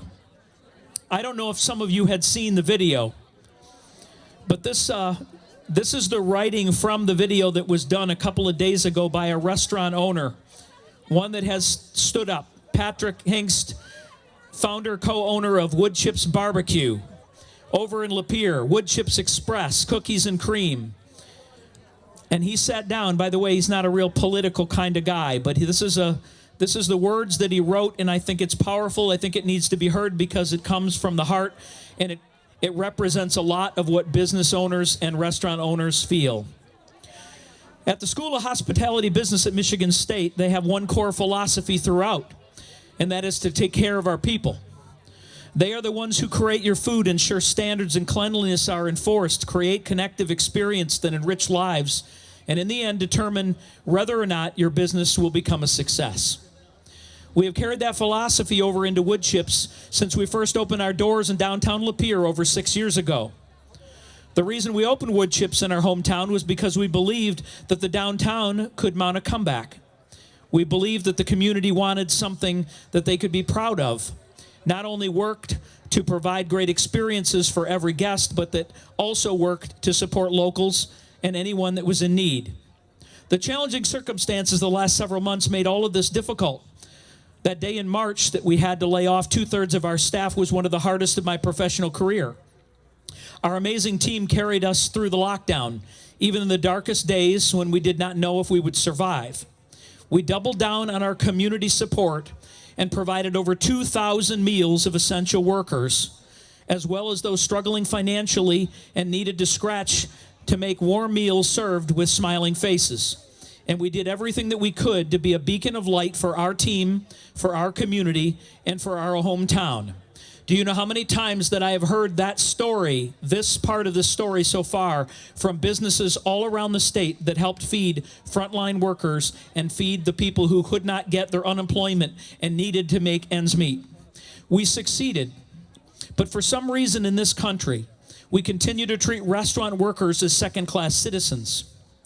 And once more, the government is attempting to shut down the majority of our businesses and force us again to lay off staff headed into the holidays.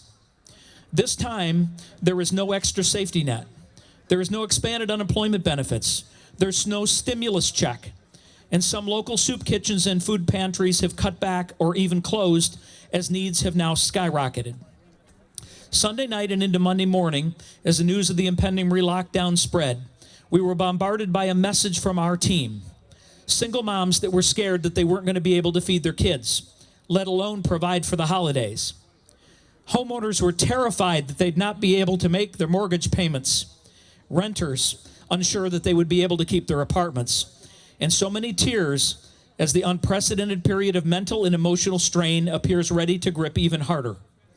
The governor has said that there is no more money. She's put blame on the federal government for not doing more. She's put blame not to feed the kids. It does not keep the lights on. It does not keep the roof over our heads. Take care of your people. Take care of your people. The words repeated in my head as I did my best to ensure each teammate that we would find a way to get through this. But there just simply isn't a way. While we may be able to find ways for the restaurant to survive, what's the point if you must walk over the destroyed lives of the people who make business what it is just to get there? So it is with no rash decision that with both our eyes and our hearts wide open, that we must say, enough.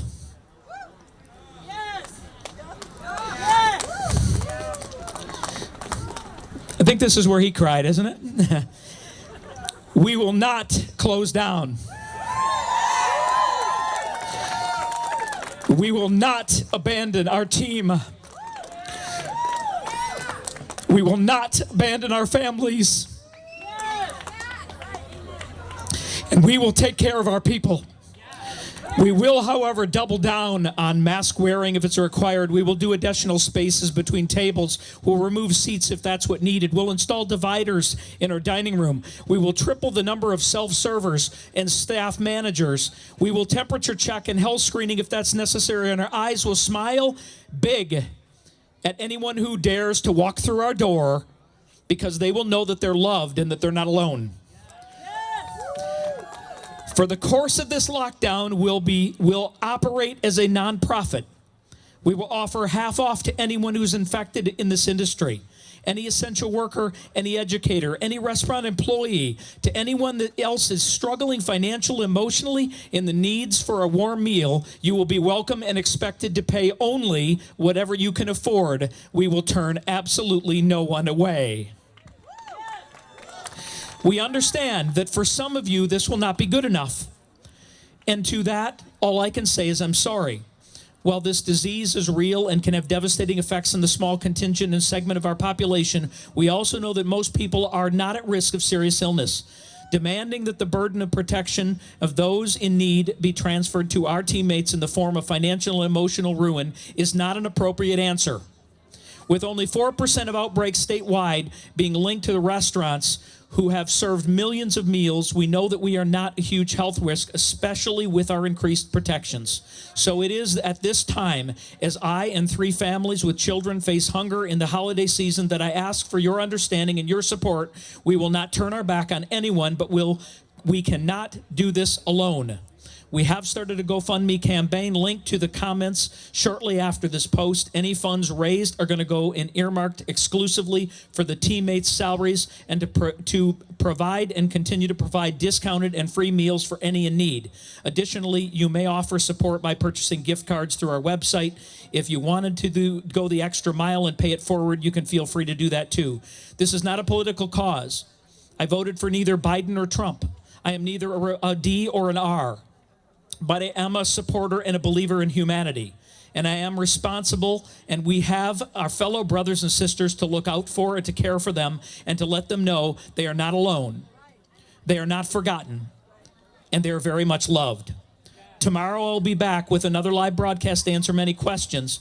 But please have a good day. Lead with love and understanding. And if I or Wood Chips can help you in any way, and any way we can do anything for you, do not hesitate to reach out to us. That was written by Patrick Hingis, founder of Wood Chips Barbecue. And that represents so many business owners and restaurants and people that believe in individual rights and freedoms. We can do both. We can be safe, we can take care of each other, and we can also be free to make decisions for ourselves, and we will take care of our own community going forward. And now with that, I'm going to turn it over to Tammy Clark, who's got a couple of other people that are standing up. Okay, so that was a tearjerker. When I saw that video, I don't know, maybe some of you saw it because it's been floating around out there. He actually started crying when he was reading this letter. He's so broken up. Not a Republican or a Democrat, just a human being, concerned for his people.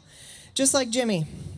Jimmy's made a decision here tonight. He opened up for this event. He wanted to have a big birthday party, 50th birthday party, and we gave him one heck of a party, didn't we? Yeah. But Jimmy's made a decision tonight, and he wants to just share that with you. I didn't know what I was going to do tomorrow. But it was that letter from the UP. Those people are really hurting. They've been hurting for a long time. Tomorrow I'm going to be open. Full service, no reduction in seating. The media's here. Channel 11, Channel 13, they're here. So I'm sure the health and the liquor control will be in contact with me. But we have to draw the line in the sand. They drew the line, we're stepping over it. Thank you all. Thank you, Jimmy. And I have two other restaurant owners who showed up here tonight. Scared, no business today, and yet they are right around here, and they are open for business. I would like to please have these two come on up here. I just want to encourage all of you. Restaurants are shutting down, right? A lot of restaurants are. They don't know what to do and they're scared. These two have said, enough is enough. It is our legal right to operate our business, make a living, earn a living, feed our family. So they are staying open. And I want all of you to go support them. We must support these businesses or they will never reopen their doors again. Like we've said, this lockdown is not just for 3 weeks. Make no mistake about it. This governor has no intention of just keeping you locked down for 3 weeks. This will go on and on and on. She already said it. It's going to be a long, cold, dark winter. We've got several bad months ahead of us. What does that mean? She's telling you. We already know her playbook. We've been through this once already. So I would like you two to introduce yourselves. Please tell us the name of your businesses because we're all coming to support you. I'm Christine Hart, and I have the Lakeside Inn in Sand Lake. Lakeside Inn, Sand Lake. What are your hours of operation? Right now, 7 to 7 because of the shutdown and all that, but usually 6 to 8. 6 a.m. to 8 p.m., there you go. You need a place to go? Lakeside Inn, Sand Lake. And who do we have here? John Hestigan. I have the Branding Iron Cafe in Coral. We're open from 7 to 3. So the Brand Iron Cafe in Coral, Michigan. So you're a breakfast and lunch diner, correct? All right, you guys, Coral, Michigan, Sand Lake, Michigan. We can do this. We can give them our business and help them to stay open. So let's hear it. Thank you so much. All right, I just have a couple of things to say. I'm not going to go real long because I know it's dark. I can't see one of you. All I can see is bright lights in my face. But I know it's getting to be dinner time. People are getting hungry and restless, and I get that. But before Ron wraps it up, as he does so amazingly well, I just wanted to say a couple of words to encourage all of you to encourage your friends and family and business owners who you know may be struggling with fear. They're not sure what they're going to do. Just encourage them that there is strength in numbers. They are not alone. And if we all band together, arm in arm, stand shoulder to shoulder, there is no reason to fear. There's nothing to fear but fear itself. This virus has a 99.997% survival rate, guys. What the hell are we doing? What is going on? The flu has a worse survival rate than that. Give me a freaking break. I'm going to watch my tongue because there are children here, but it's kind of, when I get going, I get that righteous anger going, and it's really hard for me to hold back because this is so wrong. It is wicked wrong. This is not just wrong, it is wicked. It is evil. When a government decides that it's their job to intervene in commerce and business, and they decide that they can tell you how many people you can have in your home, what kind of food you can serve in your home and utensils you can use, there's a problem, a real problem, because that is tyranny. You're right. That is absolute tyranny. Who in the heck do they think they are? They do not dictate what we can do and say, how many people we can have in our homes, what kind of utensils we can serve our food with, for crying out loud. I think it's time for every one of us to rise up, to stand up, and to take these mandates and orders and tell her to shove it. Kiss my you-know-what, Whitmer. That ain't happening. I'm having the biggest Thanksgiving party I've ever had, just because I can. Just because I have a huge family and lots of friends. And you know what? We're listening now to them try to tell you that it's time to all get along and make nice and love our neighbors. And I'm telling them, no, it is not time for us to get along and make nice. We always love our neighbors. We always love our family and our friends and our neighbors. But it is not time for us to concede. It is not time for us to start acting like everything's great, following our marching orders like good comrade citizens, and doing what they tell us to do. No, it is not time for that. It is time to stand up and refuse to obey. Period. Period. It is time that we as a state stand up and take back our power. It was never theirs. It is our power. We entrusted them with our votes, and they have violated our trust. They have abused their powers. And so what do our governing documents in the United States tell us to do? Take those powers back. Abolish that governing body. So, what does that mean we do? Guess what, guys? This is real simple. What did I tell you? One word. Non-compliance. We can make this go away really fast if we all just refuse to obey. Period. Just stop following her marching orders. They're her orders. They're not yours. Don't accept them. We need to all look at this situation and say, there is strength together. We are the 99.99%. And if all of us stand up, there is absolutely nothing they can do about it. Nothing. So what are we waiting for? Why are people still cowering in fear? Well, this narrative and this agenda of fear has been very successful. How do you get people to comply and go along? By pushing fear, by terrifying them. And what are we all cowering in fear of? A virus that has a 99.997% survival rate. What in the hell is going on? Think about it, people. We've all lost the ability, not us, not this crowd, but in this world, people have lost the ability to critically think. What is going on? So I'm going to end with this.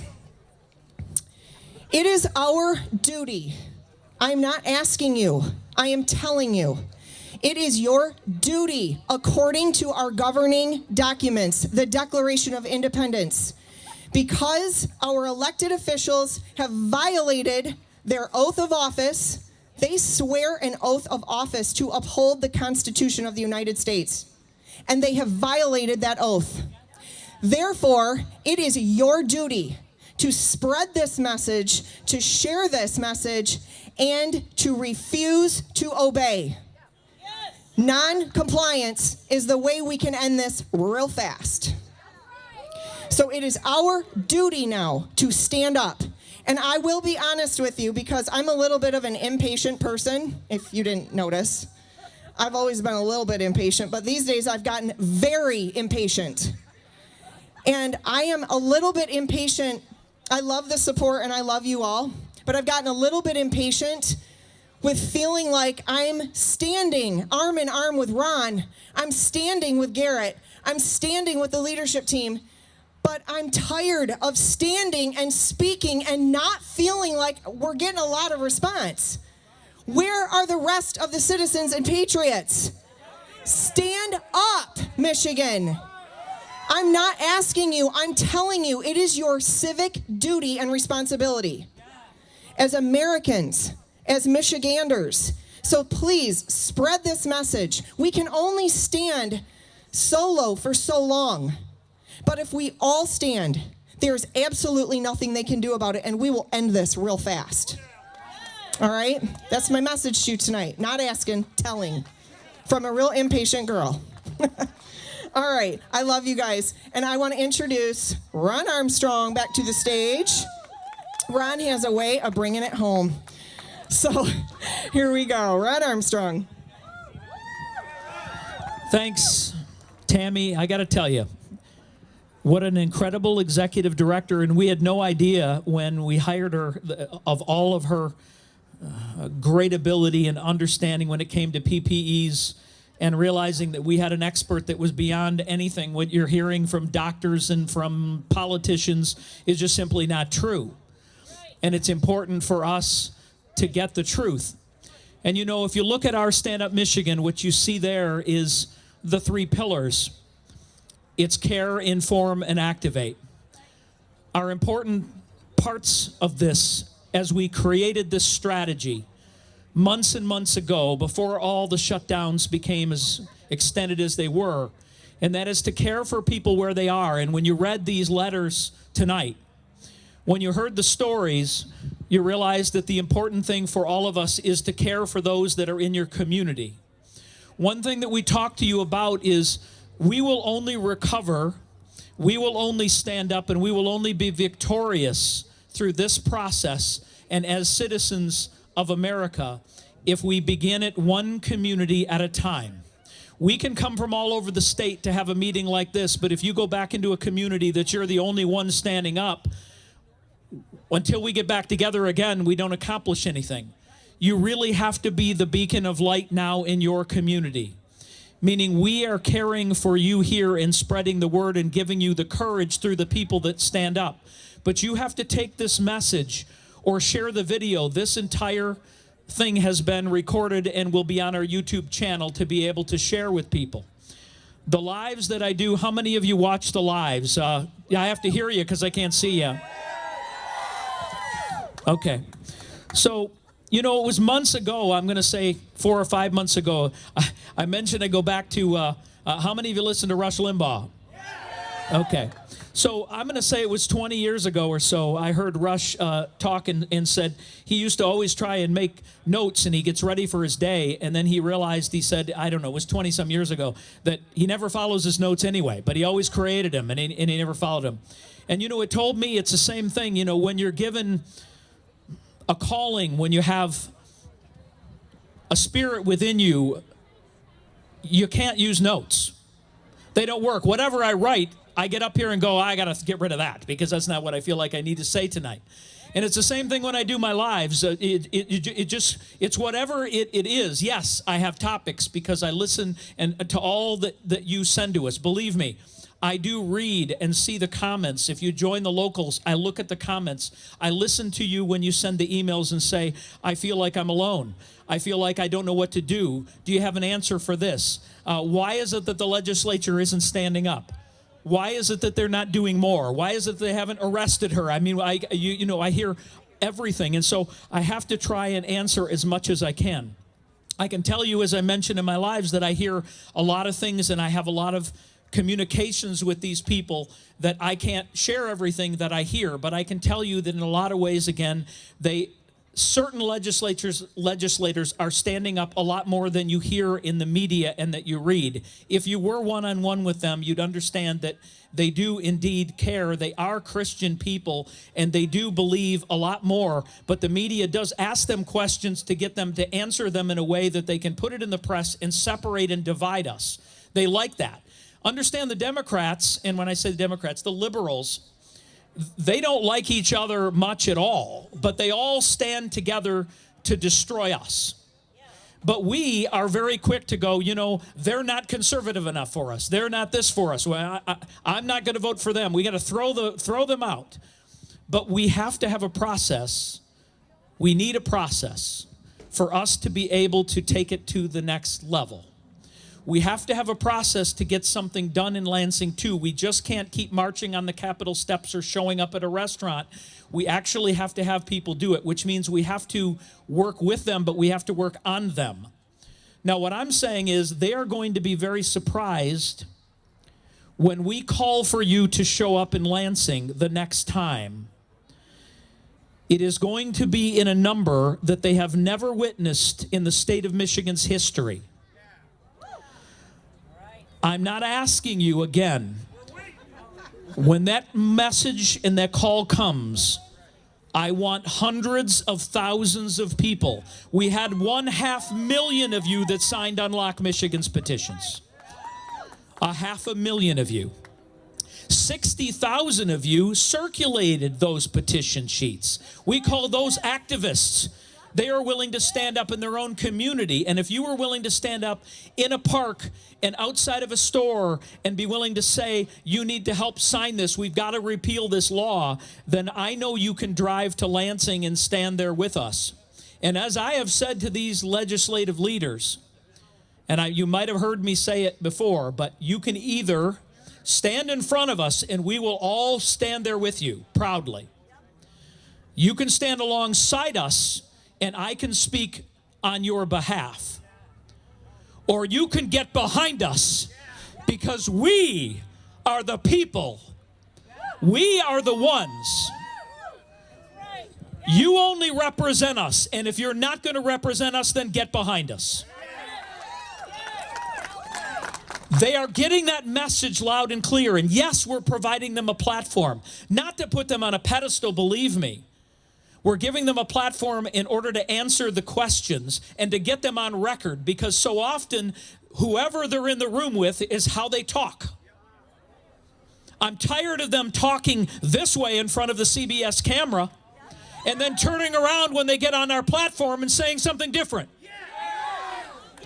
But if they're not on our platform, then all you hear is half-truths. But understand, part of that is because they're not given a platform. They hold a press conference, the media won't show up. If they do, they'll put a headline in that makes it sound bad, and you don't read the whole story to understand what it is they said.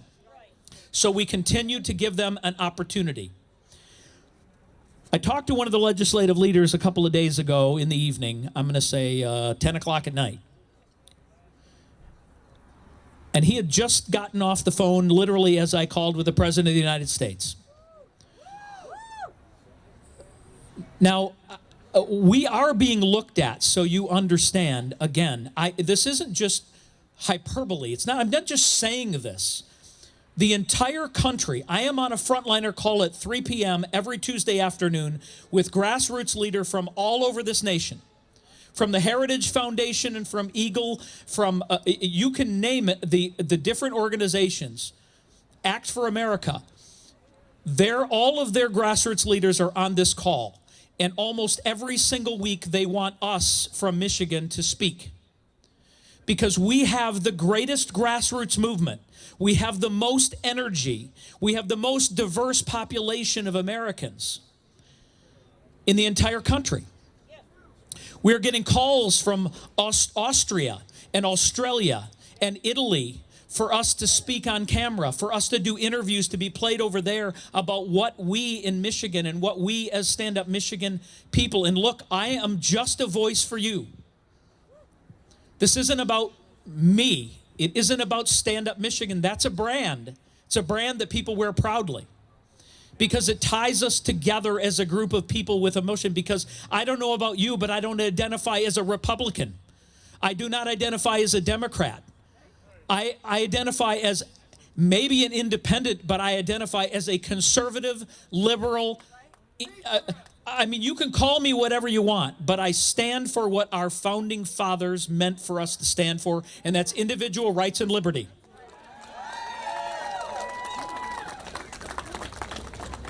Every time we have these events, we don't have any idea. An hour and a half before, I wonder if anybody's going to show up tonight.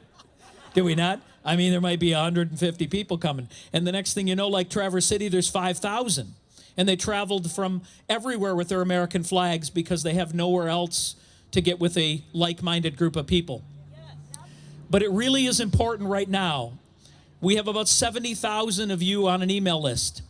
We need that number to grow to 250,000. We do, because when we activate you to come to Lansing, understand that if we were to put that out on almost any platform right now, we will be censored. You won't get the message. We, believe it or not, have emails when you attempt to forward them, it gets blocked as spam because Google Analytics actually has identified our account through even email programs.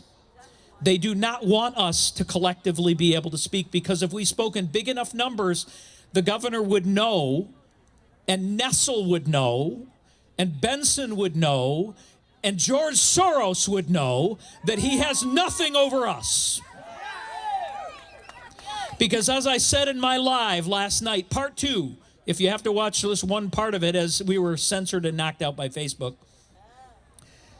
what I mentioned in there is that we have something different in America.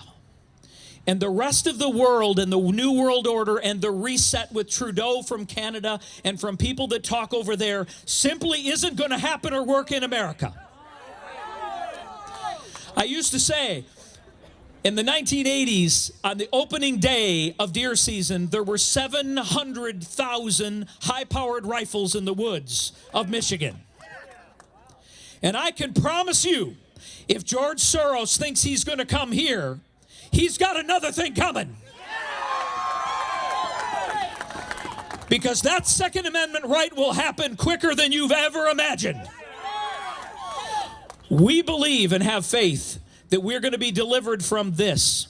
But it is only going to happen if you rise up. And it doesn't need to be with a Second Amendment at this point.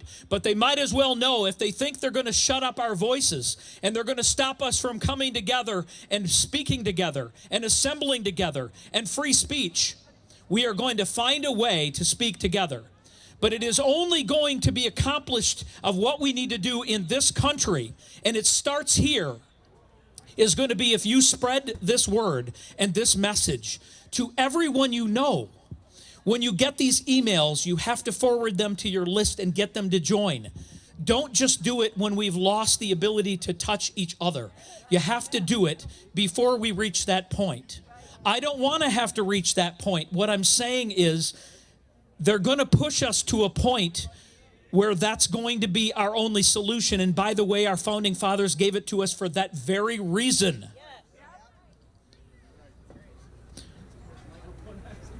I'm asking you, this isn't a dark winter. This can be a revival. I believe that we have been, as Kevin said, as Pastor Paul said, we're all put here for a specific point in time. I believe that this is our time. I don't know where the end result is. I don't know where an election result will end up to be. But I do know and I do believe in the American spirit. It is alive and well in every one of you. The spirit of freedom is within us. It's within us because our founding fathers allowed us for generation after generation to be told by someone in your lives that you can be anything you want to be, that you can do anything you want to do if you put your mind to it. How many of you have heard that growing up? It's as true today as it was then. Every one of you know you have parents and grandparents who were in World War II. Some of them went through, I know my great-grandparents went through the Great Depression. They went through things that we haven't gone through here. Think of the women who built airplanes while the men were over fighting. Some of you, I know, heard those stories. We're not going through anything unique here. But we're rolling over a lot quicker. What would happen if they told us, guess what? You're going to get in a boat. You're going to go over something. We need you to go up that hill. And yeah, 80% of you are going to die when you get there. But we need you to do it to free people over there. How many people are going to voluntarily go today? That's sad. Because that's not how we were founded. Our time is now. I can only ask you, and all I can do is continue to pray, and I ask you to pray. I pray for you to let the Lord touch upon you. The church has got to wake up. I believed, honestly, in April and May, that the care component that we had was going to be that the churches were going to be the solution in every community, and guess what? It didn't happen. It didn't happen because we do not have leadership in the church. Tell me who the spokesperson is for the church today. Can we name them? Because they really have become a little bit silent. It's almost like the Biden voter. They're faceless. They stand down. And my question for them is, where is your faith?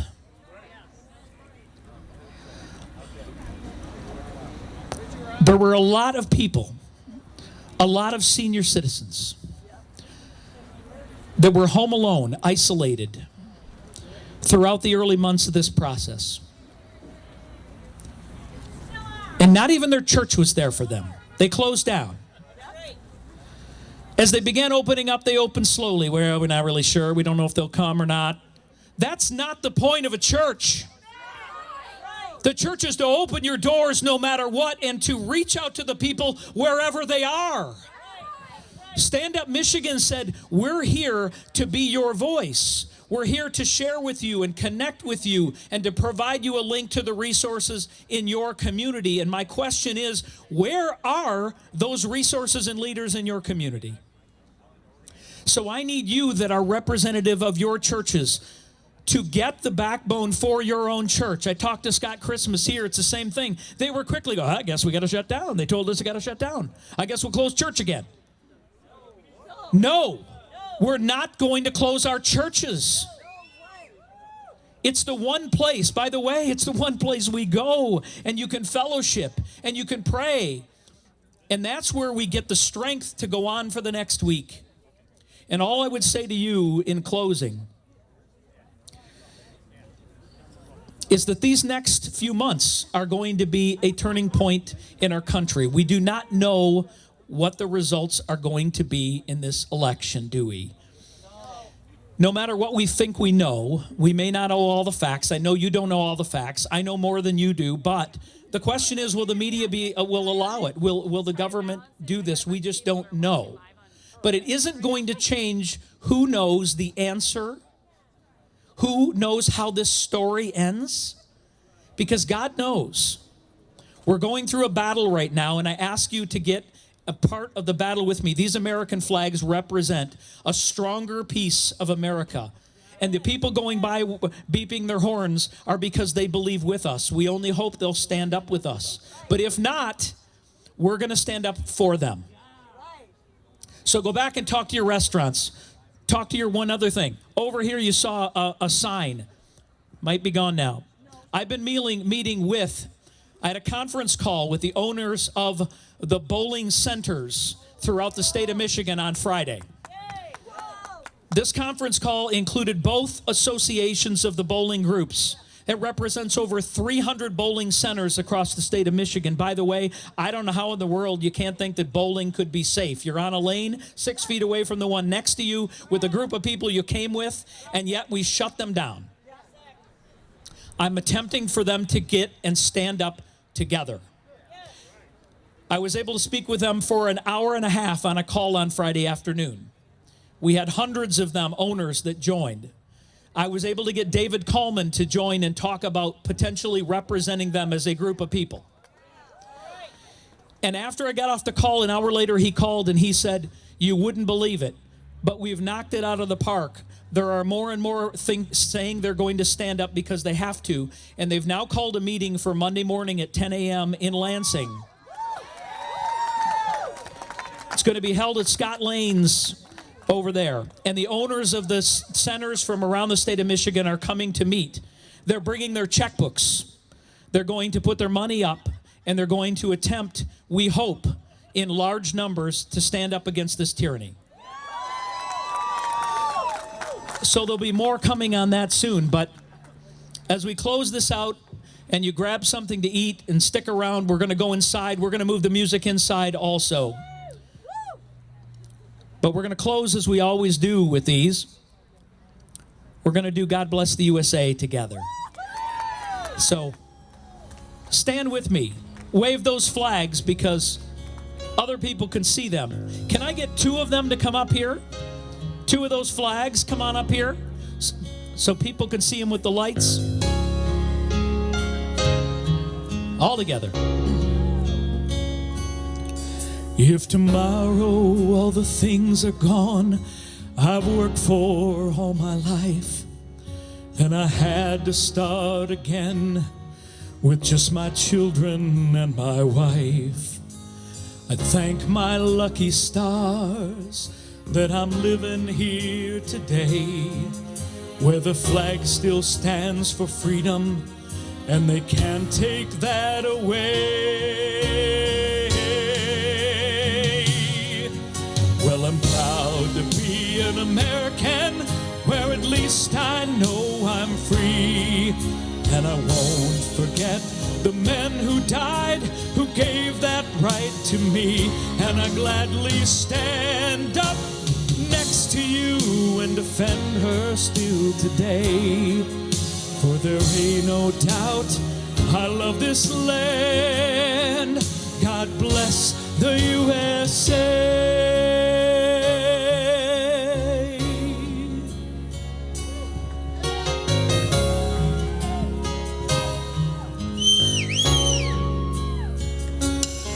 And from the lakes of Minnesota to the hills of Tennessee, and across the plains of Texas, from sea to shining sea, from Detroit down to Houston, and New York to LA, there's pride in every American heart, and it's time we stand and say,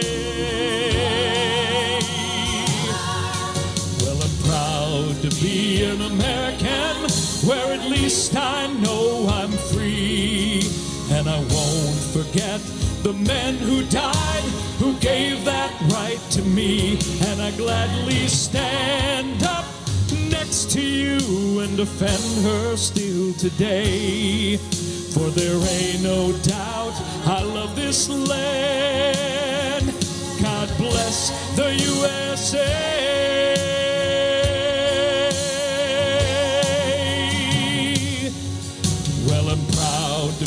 An American, where at least I know I'm free. And I won't forget the men who died, who gave that right to me. And I gladly stand up next to you and defend her still today. For there ain't no doubt I love this land. God bless the USA.